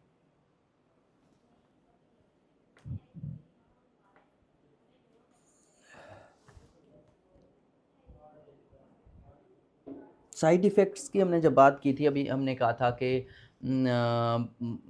रेटिनल टॉक्सिसिटी है, और डॉक्यूमेंटेड साइड इफ़ेक्ट्स यही हैं कि रेटिनल टॉक्सिसिटी है, तो आपने बिल्कुल इस जो है बंद कर देनी है। इस हवाले से आपने वेट नहीं करना अगर आपको लग रहा है, और हमेशा रेटिनल टॉक्सिसिटी जब पेशेंट में आएगी तो उसको रेड परसेप्शन उसकी कम होने लगेगी, उसको रेड कलर जो है वो रिकग्नाइज़ नहीं कर सकेगा। इस हवाले से आप एक ओसीटी के लिए तो भेजेंगे, लेकिन आप ये भी अपनी क्लिनिक पे ही अपनी प्रैक्टिस में ही पेशेंट को पूछ सकते हैं कि उसकी रेड परसेप्शन कैसी है। एचसीक्यू के हवाले से ये बहुत इंपॉर्टेंट है। 2 ड्रग्स ये आपकी हो गई हैं, एचसीक्यू हो गई है और एमटीएक्स हो गई है। नेक्स्ट है जी सल्फासेलाज़ीन। सल्फासेलाज़ीन इसको हम एसएसजेड भी लिखते हैं। एसएसजेड एक बेसिकली कॉम्बिनेशन ड्रग है। इसी तरह लिफ्लिनोमाइड पे भी जाएंगे तो वो भी इसी तरह ही है, लेकिन एसएसजेड पे हम डिस्कस करते हैं। ये दोनों ड्रग्स को हम बताएंगे कि कैसे हैं। कॉम्बिनेशन ड्रग है जो कि गट बैक्टीरिया से बेसिकली 5 अमाइनो सैलिसिलिक एसिड को जो है यानी 5 ASA इसको कहते हैं, उसमें से ये क्या करती है, सल्फापेराडीन में स्प्लिट होती है। दोबारा रिपीट कर देता हूँ, ये गट बैक्टीरिया से एक बेसिकली कॉम्बिनेशन ड्रग है जो कि गट बैक्टीरिया से 5 अमाइनो सैलिसिलिक एसिड यानी कि इसको हम 5 अमाइनो सैलिसिलिक एसिड को हम कहते हैं 5 ASA, और सल्फापेराडीन में ये क्या करती है, स्प्लिट हो जाती है। एसएसजेड का एंटी इन्फ्लेमेटरी मैकेनिज्म जो है उसकी अगर हम बात करें वो किस तरह से काम करता है कि ये ड्रग जो है कैसे काम करती है, ये भी बेसिकली जैसे हमने बात की MTX भी NF कापा बी को इनहिबिट करती है, तो सल्फासेलाजीन भी NF-kB या NF कापा बी को इनहिबिट करती है। ये भी टी सेल प्रोलिफरेशन को जो है वो कम करती है। ये न्यूट्रोफिल जो कीमोटेक्सिस है उसको जो है ये कम करती है। जो इन्फ्लेमेटरी साइटोकाइंस हैं ये भी उनको कम करती है। फिर रिपीट कर दूं, NF कापा बी को कम वो इनहिबिट करती है, सेल प्रोलिफरेशन को स्टॉप करती है, कम करती है, न्यूट्रोफिल कीमोटेक्सिस को रोकती है, इन्फ्लेमेटरी साइटोकाइंस जो है उनको भी जो है वो कम करती है, स्टॉप करने की कोशिश करती है। सल्फासेलाजीन बेसिकली जो है वो बहुत ज़्यादा यूज़ होने वाली कन्वेंशनल सिंथेटिक डिमांड है, और ये बेसिकली ज़्यादातर सीरोनेगेटिव रूमेटॉइड आर्थराइटिस या अर्ली माइल्ड आरए में या कम्बिनेशन थेरेपी के तौर पर यूज़ होती रहती है। इसके अलावा ये आरए के अलावा भी स्पॉन्डाइलो आर्थ्रोपैथीज़ हैं, उनमें भी ये इफेक्टिव है। हालांकि स्पॉन्डाइलो आर्थ्रोपैथीज़ में MTX जो है एक्सियल डिजीज़ में इफेक्टिव नहीं है, SSZ जो है उसको हम स्पॉन्डाइलो आर्थ्रोपैथीज़ में यूज़ कर सकते हैं। ये एक अहम डिस्टिंक्शन है, ये भी आपने माइंड में रखनी है, और ये क्वेश्चन भी है क्या कि SSZ स्पॉन्डाइलो आर्थ्रोपैथीज़ में इफेक्टिव है जबकि MTX एक्सियल डिजीज़ में इफेक्टिव नहीं है। ये भी एक क्वेश्चन है।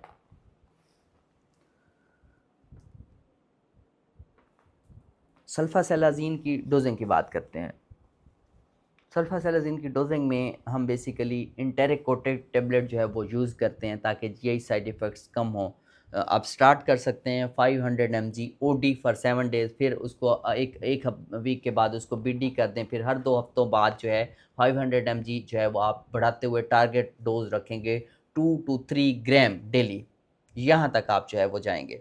ज़्यादा आप बहुत अर्ली एस्केलेट करेंगे डोज को तो क्या होगा, GI साइड इफ़ेक्ट बढ़ सकते हैं। तो इसके अलावा जो है आपने ये माइंड में रखना है कि आप जब दे रहे होते हैं, जो पेशेंट SSZ ले रहा होता है तो उसका जो यूरिन है वो ऑरेंज कलर का आ सकता है। उससे अक्सर पेशेंट परेशान हो जाते हैं कि डॉक्टर साहब मैंने दवाई लेना स्टार्ट की और मेरा जो पेशाब है, जो मेरा यूरिन है वो तो बड़ा लाल सुर्ख आ रहा है, उसमें कोई खून आ रहा है, उसमें क्या प्रॉब्लम है। तो ये आप जो है उसको काउंसलिंग कर सकते हैं।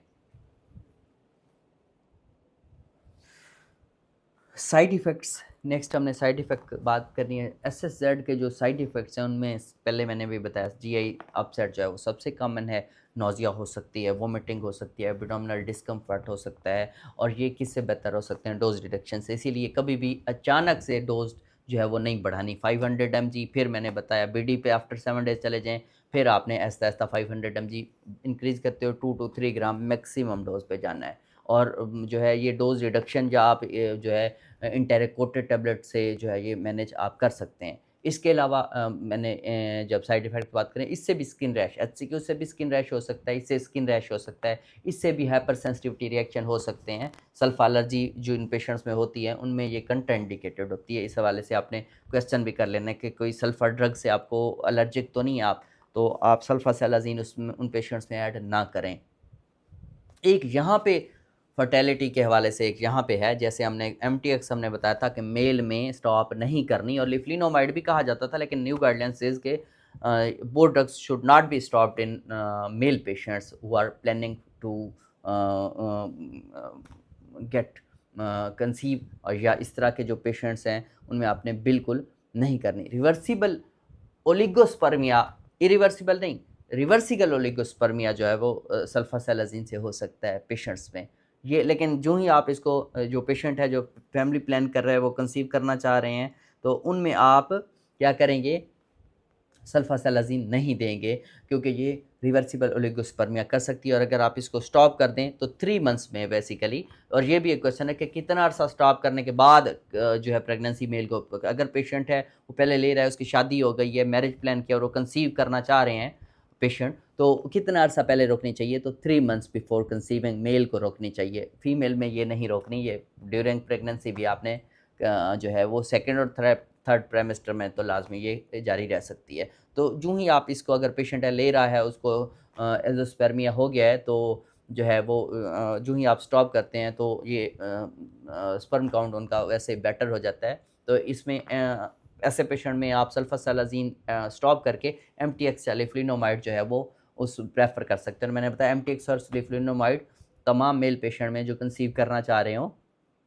कंटिन्यू कर सकते हैं। इसके अलावा सल्फासेलाज़िन भी बोन मैरो सप्रेशन करवा सकती है, लेकिन ये रेयर है। एमटीएक्स भी बोन मैरो सप्रेशन करवाती है और सल्फासेलाज़िन, लेकिन ये रेयर है। मॉनिटरिंग पे आप इसमें भी जैसे हमने एमटीएक्स में कहा, इस पे भी आप सीबीसी मॉनिटर कर सकते हैं। एलएफटीज़ जो है इसमें एब्नॉर्मलिटीज़ जो है वो देख सकते हैं कि एलएफटीज़ को भी आप वो कर सकते हैं। प्रेगनेंसी के हवाले हम इसमें बात करते हैं, तो सल्फासेलाज़िन जो एसएसजेड है, ये प्रेगनेंसी में जो है रिलेटिवली सेफ़ है। फर्स्ट ट्राइमेस्टर के बाद यूलार की जो प्रेगनेंसी गाइडलाइंस हैं उनमें कंटिन्यू करना बेटर समझा गया है। वैसे फर्स्ट ट्राइमेस्टर में भी आप कंटिन्यू कर सकते हैं। सेकंड और थर्ड ट्राइमेस्टर में जो है आपने लाजमी करना है। फर्स्ट ट्राइमेस्टर में भी आप कंटिन्यू कर सकते हैं, सेफ़ है। एसएसजेड का जो है, इसका भी जो ऑनसेट ऑफ एक्शन है ये भी एमटीएक्स की तरह है, 6 से 12 वीक्स, 6 हफ्ते और 12 हफ्ते। एचसीक्यू का 3 महीने और 6 महीने है, इनका 1.5 महीना और 3 महीने है। 6 हफ्ते से 12 हफ्ते के दौरान जो है ऑनसेट ऑफ एक्शन इंप्रूवमेंट आना स्टार्ट हो जाएगी। मॉनिटरिंग की हम जल्दी बात करते हैं। मॉनिटरिंग की बात करें तो इसमें भी जो है वो आप सीबीसी करवा सकते हैं, एलएफटीज़ मॉनिटर कर सकते हैं बेसलाइन पे, और फिर हर 4 हफ्तों बाद पहले 3 महीने में आप एवरी 4 वीक, और उसके बाद फिर एमटीएक्स की तरह इसमें भी हर 3 महीने बाद आप जो है सीबीसी और एलएफटीज़ जो है वो आप कर सकते हैं। तो सल्फासेलाज़िन हमारी जल्दी से ख़त्म हो गई। इसके बाद है लिफ्लिनोमाइड। ये बहुत इंपॉर्टेंट ड्रग है। लिफ्लिनोमाइड भी बेसिकली एक प्रो ड्रग है, जो मैंने आपको बताया। जैसे हमने सल्फासेलाज़िन के बात की तो वो गट की इन्वॉल्वमेंट के साथ एक्टिवेट होती है, तो इस लिफ्लिनोमाइड भी जो है वो एक बेसिकली एक प्रो ड्रग है। और लिफ्लिनोमाइड एमटीएक्स के बाद दूसरा सबसे पावरफुल एजेंट है।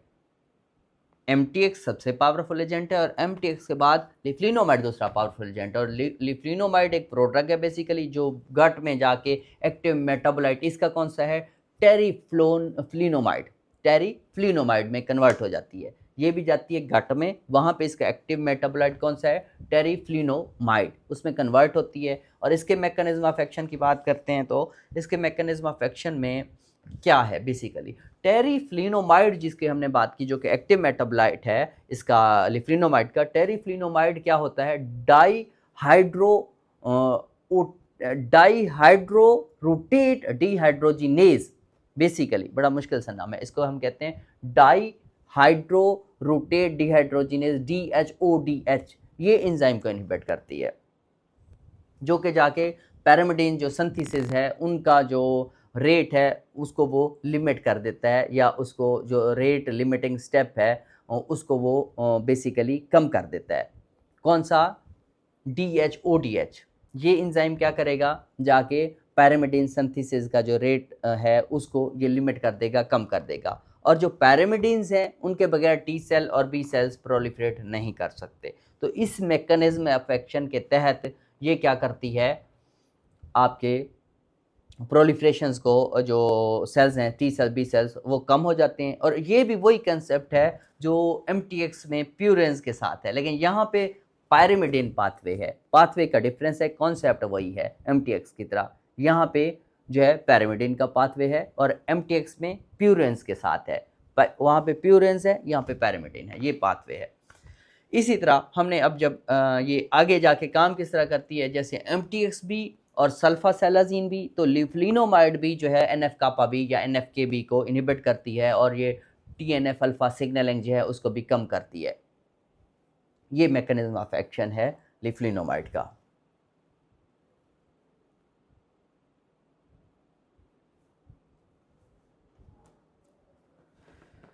डोजिंग की बात करते हैं लिफ्लिनोमाइड की डोजिंग जो है, लोडिंग डोज दी जाती थी 100 mg डेली 3 डेज़, लेकिन नहीं अब दी जाती, रिकमेंड भी नहीं की जाता। अगर आप सीक्रेट्स ऑफ रिमोटोलॉजी पढ़ें या जो एडवांस गाइडलाइंस हैं उनमें लोडिंग डोज जो अब रिकमेंड नहीं की जाती, डायरिया का चांस बहुत ज़्यादा बढ़ जाता है। इसलिए जो है फर्स्ट ऑनसेट के लिए पहले लोडिंग डोज दी जाती थी और अभी तक लोग दे रहे होते हैं, मैं प्रिस्क्रिप्शन देखता हूँ, लेकिन लोडिंग डोज अब रिकमेंडेड नहीं है।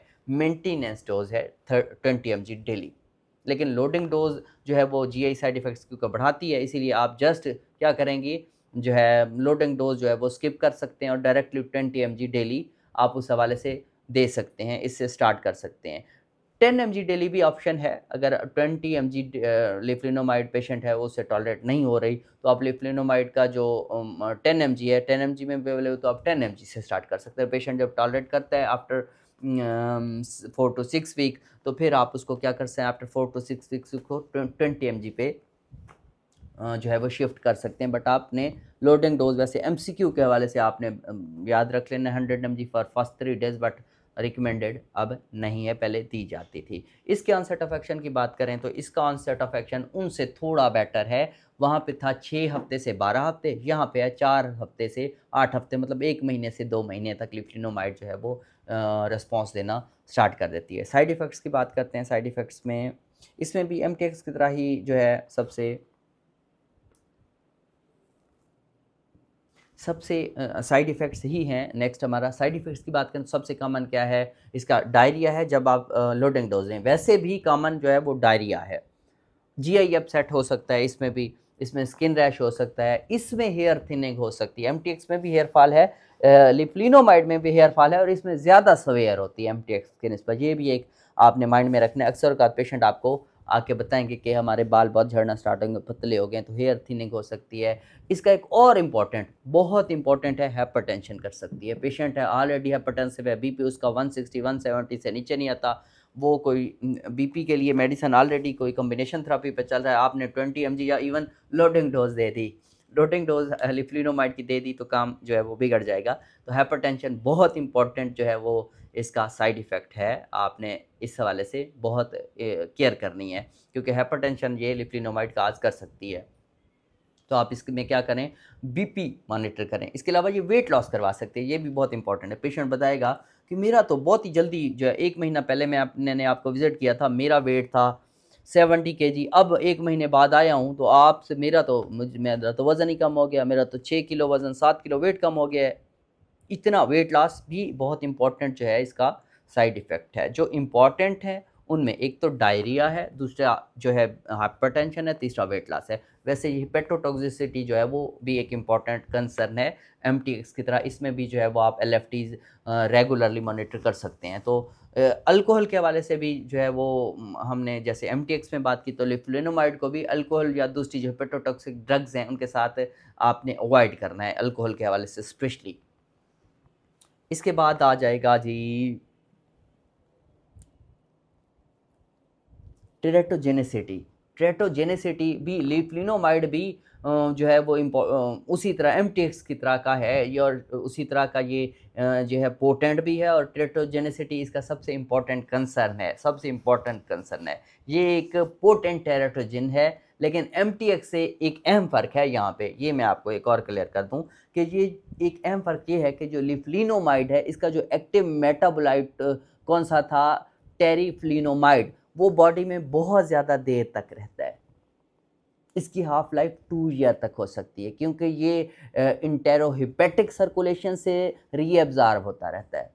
दोबारा रिपीट करता हूँ, इसका जो एक्टिव मेटाबोलाइट है टेरिफ्लिनोमाइड, बॉडी में बहुत देर तक रहता है। इसकी हाफ लाइफ 2 ईयर है। ये एक एमसीक्यू है, प्योर एमसीक्यू है। इसकी हाफ लाइफ 2 ईयर तक होती है।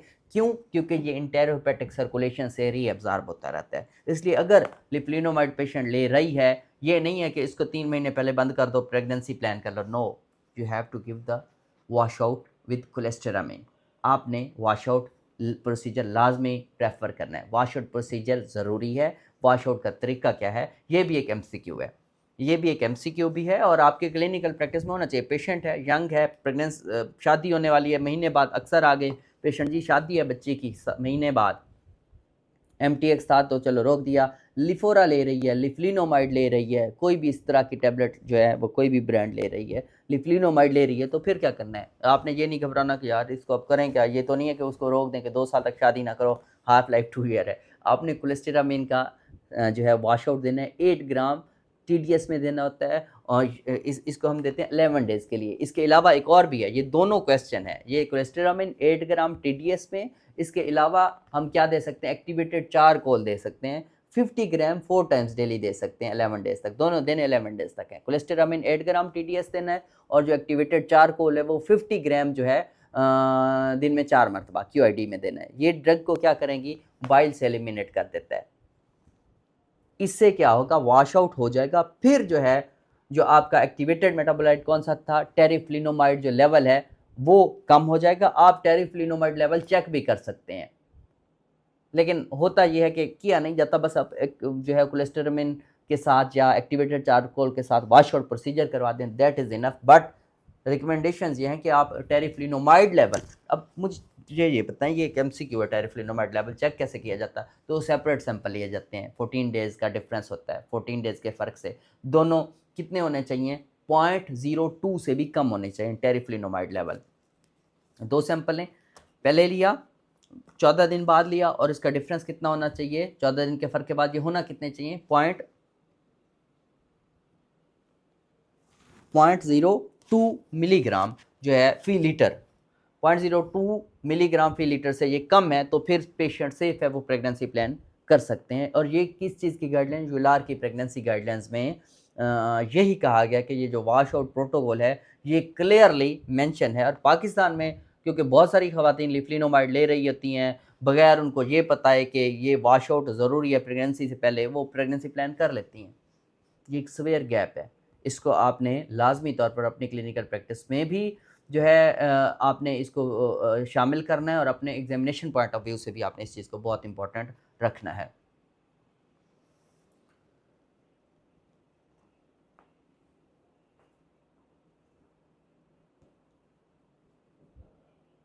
अच्छा, एक और यहाँ पे हम बात करते हैं लिफ्लिनोमाइड जो है वो MTX से का जो फेलियर है उस पर, या MTX इंटॉलरेंस पर यूज़ होती है बेसिकली। मैंने पहले बताया था कि MTX जो है वो फर्स्ट लाइन आपने यूज़ करनी है। अगर पेशेंट को MTX का फेलियर हो गया या MTX का इंटॉलरेंस हो तो आप लिफ्लिनोमाइड यूज़ कर सकते हैं। और हमने एक्स्ट्रा आर्टिकुलर मैनिफेस्टेशंस में बात की थी, ऐसा पेशेंट जो RA-ILD वाला जो पेशेंट जहाँ MTX जो है वो देना जो है वो पॉसिबल ना हो या आपको डाउट हो, तो फिर आप क्या करें, इस तरह के पेशेंट में वैसे RA-ILD में मैंने पिछले लेक्चर में भी बताया था कि आप MTX देने की बजाय लिफ्लिनोमाइड फर्स्ट लाइन भी दे सकते हैं। एक पेशेंट आ गया, उसने कभी डमार्ड्स लिए ही नहीं, उसको RA-ILD भी है, RA भी है सवेयर किस्म की, और आप उसको फिर MTX दें ना, आप उसको लिफ्लिनोमाइड दें। गाइडलाइंस कह रहे हैं लिफ्लिनोमाइड MTX जितनी ही इफेक्टिव है, MTX के बाद सेकंड पोटेंट ड्रग है, स्ट्रॉन्ग ड्रग है, उतनी ही इफेक्टिव है। हेड टू हेड ट्रायल्स हुए हैं इन दोनों के, कि दोनों में सिमिलर एफिकेसी है, एफिकेसी में फ़र्क नहीं है, हेड टू हेड ट्रायल्स मौजूद हैं। तो ये इस हवाले से बहुत इंपॉर्टेंट है। ये 4 ड्रग हमारी कंप्लीट हो गई, MTX, HCQ, सल्फासिलाजीन और लिफ्लिनोमाइड, ये 4 ड्रग्स हो गई हैं, बहुत इंपॉर्टेंट हैं। आपने चारों को अपनी प्रैक्टिस में भी जो है वो करना है, और इसके अलावा आपने अपने एग्जामिनेशन पॉइंट ऑफ व्यू से भी जो है वो बात करनी है। अब आ जाते हैं जी कम्बिनेशन थेरेपी पे। कम्बिनेशन थेरेपी आपने जो कैसे देनी है, इसका कॉन्सेप्ट जो है उसको आप समझते हैं। कम्बिनेशन कन्वेंशनल सिंथेटिक डमार्ड थेरेपी को समझते हैं, बहुत अहम कॉन्सेप्ट है। 3 स्ट्रेटजीज़ होती हैं बेसिकली, इन 3 स्ट्रेटजीज़ को मैं आपके सामने रखता हूँ। MTX मोनोथेरेपी, फिर आप करते हैं MTX मोनोथेरेपी के बाद आप देते हैं स्टेप अप कम्बिनेशन, यानी MTX से शुरू करें और फिर ऐड ऑन थेरेपी की तरफ जाएं, ऐड करते जाएं। या फिर है पैरेलल कम्बिनेशन, यानी शुरू से ही आपने कम्बिनेशन थेरेपी दी। दोबारा बता दूं, MTX मोनोथेरेपी, फिर स्टेप अप कम्बिनेशन थेरेपी, फिर पैरेलल कम्बिनेशन। तो ये 3 जो हैं स्ट्रेटजीज़ आपने माइंड में रखनी है। ट्रिपल थेरेपी यानी MTX प्लस सल्फासालाजीन प्लस HCQ, ये भी जो है बहुत इंपॉर्टेंट है। और मैंने बताया है कि जो इसका एविडेंस इस कदर स्ट्रॉन्ग है कि ये इतनी इफेक्टिव है जितनी ही बायोलॉजिक थेरेपी इफेक्टिव है। ट्रिपल थेरेपी एक पेशेंट नहीं अफोर्ड कर सकता और डिजीज़ सवेयर किस्म की है, आप एग्रेसिव जाना चाह रहे हैं, फ्रॉम डे वन आप ट्रिपल थेरेपी स्टार्ट कर दें, नो प्रॉब्लम। इस पे ट्रायल्स हैं, इस पे ट्रायल्स हो चुके हैं। उन्होंने दिखाया कि जो ट्रिपल कन्वेंशनल सिंथेटिक डमार्ड्स है, उसका टेयर ट्रायल उसका नाम है, बड़ा फेमस ट्रायल है। उसने यही बताया जो कन्वेंशनल सिंथेटिक डमार्ड्स की ट्रिपल थेरेपी है, उसकी एफिकेसी अर्ली आरए में जो है वो इटेनरसेप्ट और एमटीएक्स से कंपेरेबल है। और ये कॉस्ट के हवाले से बहुत बहुत इंपॉर्टेंट इस हवाले से है कि एक पेशेंट है उसको वो अफोर्ड ही नहीं कर पा रहा टीएनएफ इनहिबिटर्स को, तो आप उसमें ट्रिपल थेरेपी दें। और ट्रायल ने क्लियर किया, और सिर्फ ये एक ट्रायल नहीं है, और भी काफ़ी सारे जो है वो ट्रायल्स हुए हैं जिनमें ये बताया गया है कि ये ट्रिपल थेरेपी टीएनएफ इनहिबिटर्स के जो है वो बिल्कुल उसने कंपेरेबल है, उसने इतनी ही बेहतरीन लाई पेशेंट में जितने बायोलॉजिक थेरेपी ला सकती थी। तो कम्बिनेशन थेरेपी के हवाले से यूलार की रिकमेंडेशंस हैं, उनमें कहा गया कि कन्वेंशनल सिंथेटिक डमार्ड्स को जो जब आप यूज़ करते हैं उसको एमटीएक्स फेलियर के बाद अगर आप देख रहे हैं उसमें पेशेंट में पोर प्रोग्नोस्टिक फैक्टर्स हैं, उन पेशेंट्स में आप कर सकते हैं कि वैलिड ऑप्शन के तौर पर कम्बिनेशन थेरेपी को यूज़ कर सकते हैं। सम टाइम एक और ऑप्शन ये है, कंडीशन ये है कि अगर बायोलॉजिक अवेलेबल नहीं है या पेशेंट प्रेफर नहीं करता कॉस्ट की वजह से, तो लेकिन अगर पेशेंट की कंडीशन ऐसी है और पेशेंट अफोर्ड भी कर सकता है, फिर आप बायोलॉजिक थेरेपी पे जाएं। फिर आप वेट ना करें कि मैं ट्रिपल थेरेपी दूंगा, आप बायोलॉजिक थेरेपी पे जा सकते हैं। पेशेंट में पोर प्रोग्नोस्टिक फैक्टर्स हैं, वो एमटीएक्स को रिस्पॉन्स नहीं दे रहा और आपको लग रहा है कि इसकी डिफॉर्मिटीज़ हो जाएंगी और उसको लो डिजीज एक्टिविटी अचीव नहीं हो रही, तो फिर आप ट्रिपल थेरेपी के बजाय बायोलॉजिक थेरेपी पे जाएं। लेकिन एक पेशेंट है जो कॉस्ट उसके लिए बहुत बड़ा प्रॉब्लम है, वो अफोर्ड नहीं कर पाता बायोलॉजिक थेरेपी, और उसके अलावा जो है या जो बायोलॉजिक की अवेलेबिलिटी नहीं है, जब पेशेंट लेना नहीं चाहता, तो फिर आप ट्रिपल थेरेपी पे जा सकते हैं। पाकिस्तान वाले कॉन्सेप्ट में हम इस वजह से इसको जो है वो कह सकते हैं कि यहाँ पे जो बायोलॉजिक्स हैं उनकी कॉस्ट जो है वो काफ़ी ज़्यादा है और पेशेंट अफोर्ड भी नहीं कर पाते, तो फिर हम ट्रिपल थेरेपी की तरफ जाते भी हैं और जाना भी चाहिए। तो ट्रिपल थेरेपी जो है एक बहुत ही प्रैक्टिकल और एविडेंस बेस्ड ऑप्शन है, इसको आपने लाजमी तौर पर जो है अपनी प्रैक्टिस में यूज़ करना है और एग्जामिनेशन पॉइंट ऑफ व्यू से भी आपने इसमें याद रखना है इस बात को।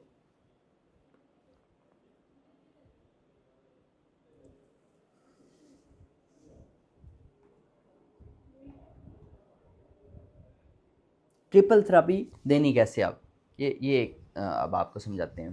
ट्रिपल थेरेपी आपने कैसे देनी है। जो एमटीएक्स है वो 15 mg से 20 mg वीकली आप दे सकते हैं। हाई डोज पे जाना है ट्रिपल थेरेपी में, ये नहीं है।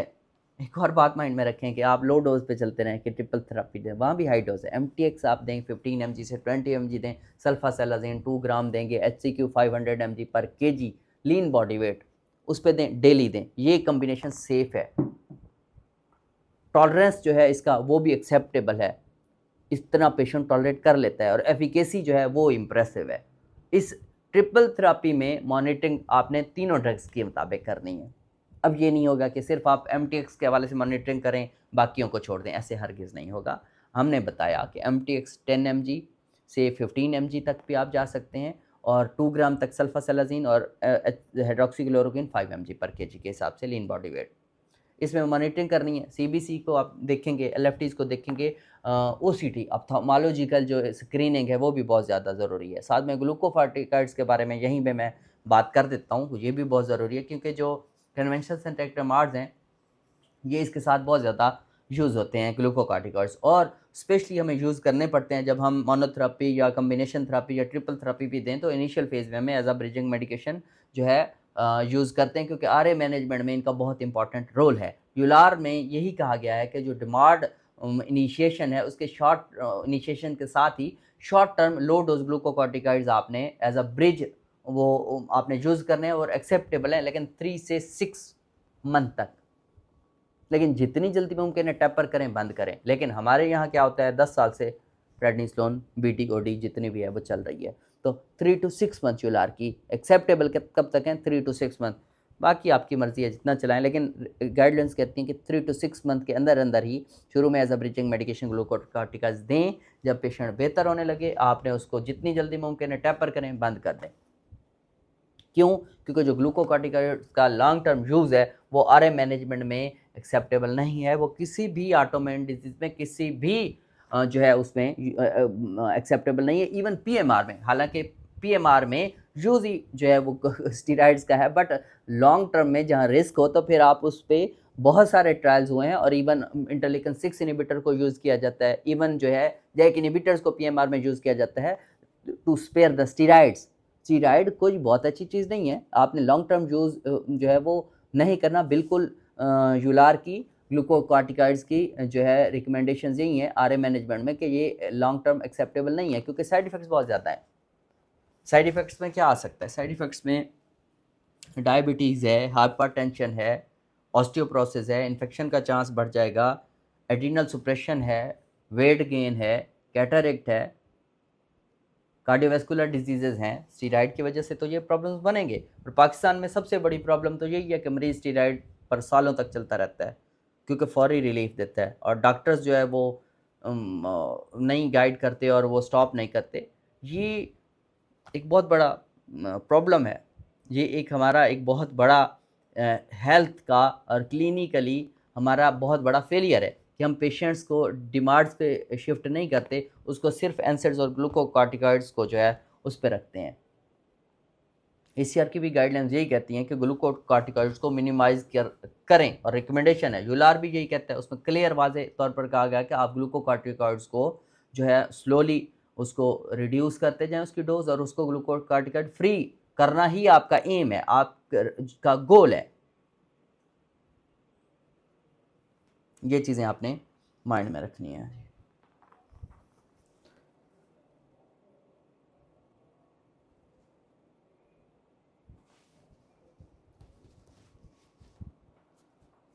इंट्राआर्टिकुलर इंजेक्शंस की बात करते हैं। इंट्राआर्टिकुलर ग्लूकोकॉर्टिकॉइड इंजेक्शंस एक और इम्पॉर्टेंट टूल है आरए में, या जितनी भी हमारे आर्थराइटिस रिलेटेड डिजीज़ हैं। जब एक या दो जॉइंट जो है पार्टिकुलरली एक्टिव हों, तो ओवरऑल डिजीज़ जो है वो कंट्रोल हो, लेकिन एक जोड़ या दो जोड़ वो एक्टिव हैं, तो आप क्या कर सकते हैं, आइए इंजेक्शन यानी इंट्राआर्टिकुलर इंजेक्शन दे सकते हैं, और ये बहुत ज़्यादा इफेक्टिव है।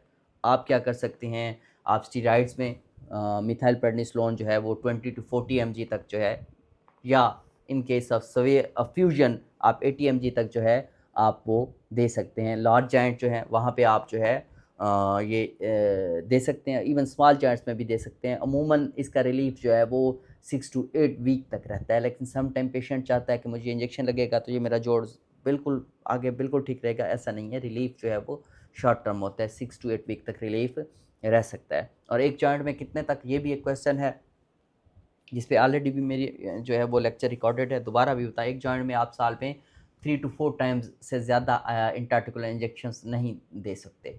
3 to 4 टाइम्स तक एक साल में दे सकते हैं। 3 to 4 टाइम्स का मतलब है हर 3 से 4 महीने के बाद एक इंजेक्शन एक जॉइंट में दे सकते हैं, क्योंकि जो फ्रीक्वेंट इंजेक्शंस हैं उससे कार्टिलेज डैमेज हो सकता है। लेकिन आप जब इंट्राआर्टिकुलर इंजेक्शन दे रहे हैं तो आपकी टेक्निक स्टीराइल होनी चाहिए। पाकिस्तान में इंट्राआर्टिकुलर इंजेक्शन जो है वो बहुत यूज़फुल टूल है, क्योंकि यहाँ पे अफोर्डेबिलिटी का और ये बहुत बड़ा प्रॉब्लम है। तो इस हवाले से आप इंट्राआर्टिकुलर इंजेक्शंस को जो है वो आप देख सकते हैं।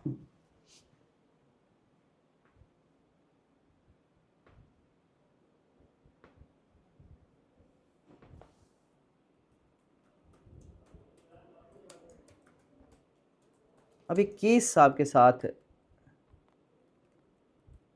डिस्कस करते हैं।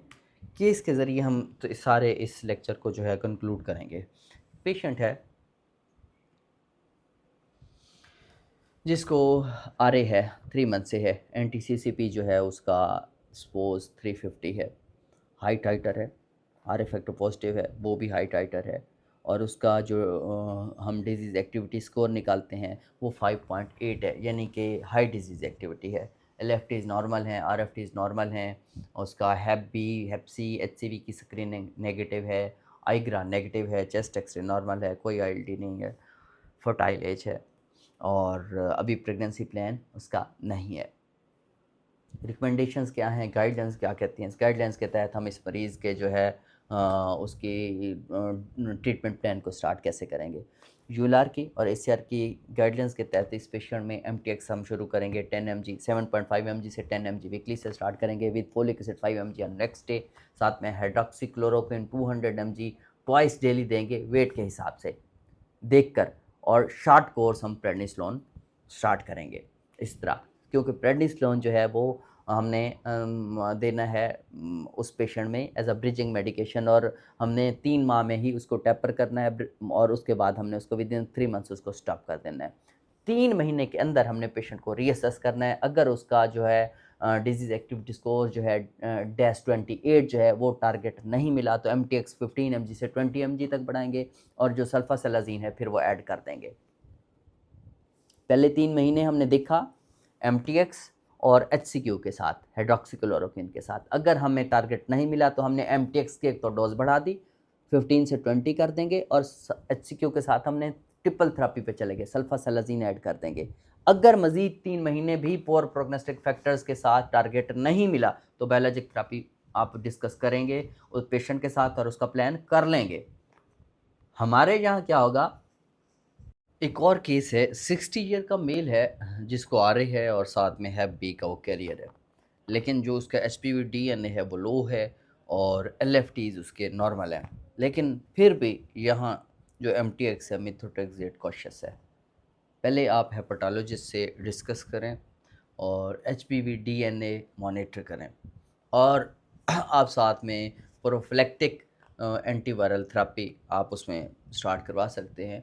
उसमें आप टेनोफोवर या एंटी कावर जो है वो आप स्टार्ट कर सकते हैं या कंसीडर कर सकते हैं, और एमटीएक्स शुरू करने से पहले, क्योंकि जो एमटीएक्स इम्यूनो सप्रेशन से एचबीवी जो है वो रिएक्टिवेशन हो सकती है।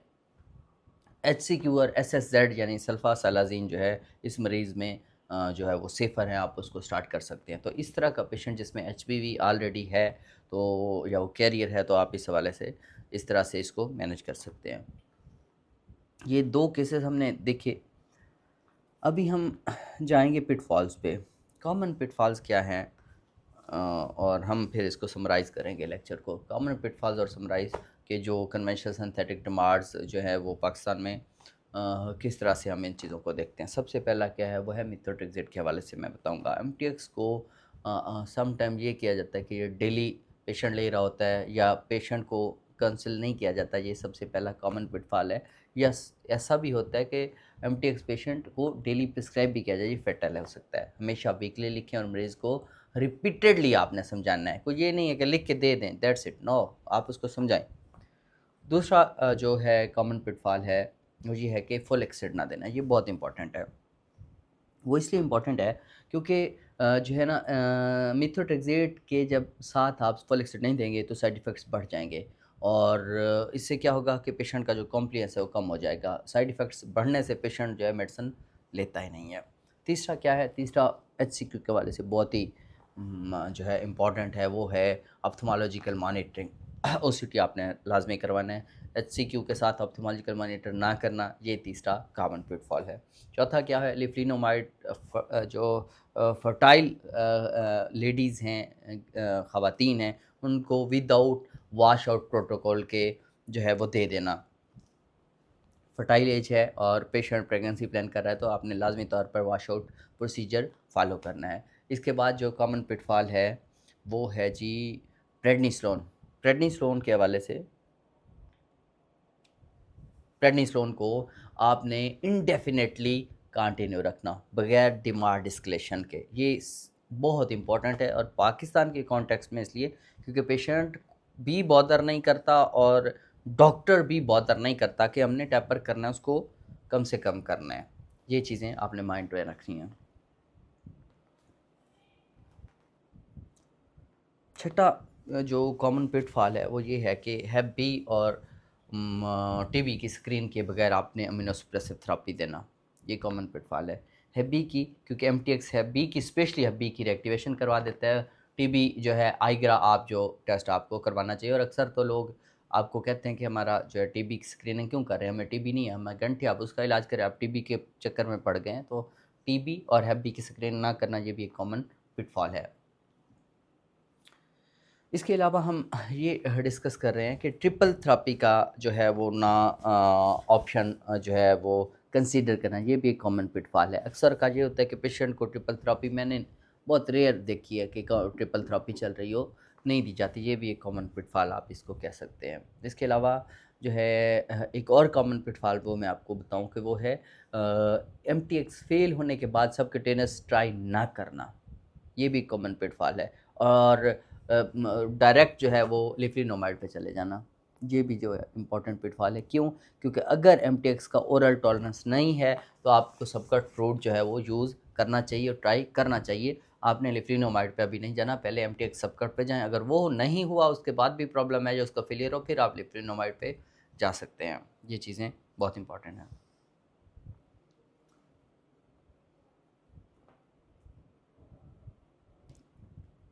एक और कॉमन पिटफॉल है एसएसजेड के हवाले से, सल्फासेलाज़िन।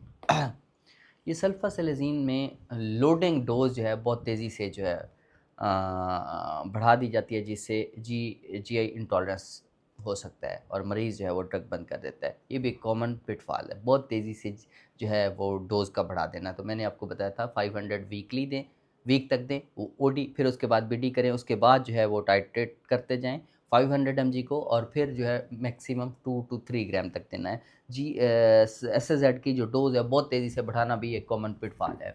ये चीज़ें आपने माइंड में रखनी है। इसके अलावा एक और कॉमन पिटफॉल मैं आपके साथ शेयर करूँ, वो है मॉनिटरिंग शेड्यूल फॉलो ना करना, और साइड इफ़ेक्ट्स जो है वो उससे मिस हो सकते हैं। तो ये चीज़ें मॉनिटरिंग शेड्यूल में हमने आपको बताया था कि आपने किस तरह से रखना है। एचसीक्यू के हवाले से हमने बताया, ओसीटी, बाकी हमने एमटेक्स और लिफ्लिनोमाइड के और सल्फासेलाज़िन में भी सीबीसी, एलएफटीज़, एफएलपी, आरएफटीज़, ये चीज़ें हमने बेस लाइन पे करवानी है। फिर जो है आपने एवरी 4 टू 8 वीक तक करवाना है, फर्स्ट 3 मंथ या 6 मंथ तक, उसके बाद एवरी 3 मंथ, ये आपने माइंड में रखना है। तो यहाँ तक हमारा लेक्चर है, इसको समराइज़ थोड़ा सा करते हैं। कन्वेंशनल सिंथेटिक डमार्ड जो है वो आरए ट्रीटमेंट की बेसिक है, बुनियाद है, और यूलार और एशिया दोनों की जो गाइडलाइंस है इन्हें फर्स्ट लाइन ट्रीटमेंट के तौर पर रिकमेंड करती हैं। और मिथोट्रेक्सेट जो है वो एंकर ड्रग है, इसको ही आपने प्रिस्क्राइब करना है, डायरेक्टली आप लिफ्लिनोमाइड पे नहीं जाने। वीकली डोज देनी है, वीकली डोज के साथ फोलिक एसिड के साथ आपने स्टार्ट करना है। सबक्यूटेनियस रूट जो है वो ज़्यादा बायोअवेलेबल है, आप यूज़ कर सकते हैं, लेकिन एमटीएक्स जो है वो स्ट्रॉन्ग टेराटोजिन है, इसको भी माइंड में रखना है। हेपेटिक टॉक्सिसिटी का चांस बढ़ सकता है, पल्मोनी मॉनिटरिंग ज़रूरी है। बेस लाइन पे आपको चेस्ट एक्सरे भी देखना है, आइग्रा हैब बी सी, और स्पेशली हैब बी देखना है कि रिएक्टिवेशन हैब बी हो सकती है। ये हमारा एमटीएक्स के हवाले से। एचसीक्यू के हवाले से है, ये माइल्डर है, पोटेंट इतना नहीं है, लेकिन सेफ डिमांड है, लेकिन जिसकी रिटर्नल टॉक्सिसिटी की मॉनिटरिंग जो है वो मैंडेटरी है, और प्रेगनेंसी में ये एचसीक्यू हाइड्रोक्सीक्लोरोक्विन सेफ है। इसके बाद है सल्फासेलाज़िन। सल्फासेलाज़िन स्पॉन्डाइलोआर्थ्रोपैथीज़ में भी यूज़ होता है, सीरोनेगेटिव आरए में भी, स्पेशली अर्लियर और माइल्डर आरए में यूज़ होता है। स्पेशली यूज़फुल है मर्दों में ओलिगोस्पर्मिया काज कर सकती है सल्फासेलाज़िन 3 मंथ बिफोर कंसीविंग। आरए का जो मेल पेशेंट है उसमें आपने बंद कर ली। फ्रीनोमाइड एमटीएक्स का जो है वो अल्टरनेट है, लेकिन इसकी हाफ लाइफ लॉन्ग है, 2 ईयर तक है, और अगर कोई फर्टाइल एज की फीमेल पेशेंट है तो प्रेगनेंसी से पहले उसको वॉश आउट प्रोटोकॉल देना ज़रूरी है। ट्रिपल थेरेपी के हवाले से हमने बात की। ट्रिपल थेरेपी एचसीक्यू, सल्फासेलाज़िन और एमटीएक्स की जगह पे लिफ्लिनोमाइड भी आ सकती है। तो ये क्या है, एक evidence based cost effective option हो सकता है पाकिस्तान जैसे जो है कंट्री में, जहाँ पे बायोलॉजिक्स जो है वो कॉस्टली हैं, और इनका ट्रिपल थेरेपी का जो है वो जो है एफिकेसी इटैनरसेप्ट के बराबर देखी गई है कुछ ट्रायल्स में। ग्लूकोकार्टिकॉइड्स को आपने एज अ ब्रिज के तौर पर जो है वो शॉर्ट टर्म यूज़ करना है, लॉन्ग टर्म आपने यूज़ नहीं करना। तो यहाँ तक आज हमारा लेक्चर था। अगले लेक्चर में हम जो है इनके बाद कन्वेंशनल सिंथेटिक डिमांड के बाद नेक्स्ट ट्रीटमेंट ऑप्शंस हैं, उनमें जो है डिस्कशन करेंगे, जिनमें आई थिंक बायोलॉजिक्स हैं, टीएनएफ इनहिबिटर्स होंगे, इंटरलेकन 6 और जो है बाटासेप्ट वगैरह को हम डिस्कस करेंगे। टुक्सी मैप को भी जो है हम डिस्कस करेंगे कि आपने किस तरह से यूज़ करना। उम्मीद करता हूँ आज का लेक्चर आप सबके लिए बहुत ज़्यादा हेल्पफुल रहेगा आपकी क्लिनिकल प्रैक्टिस में और एग्जामिनेशन पॉइंट ऑफ व्यू के साथ। तो हमें याद रखिए। Thanks so much.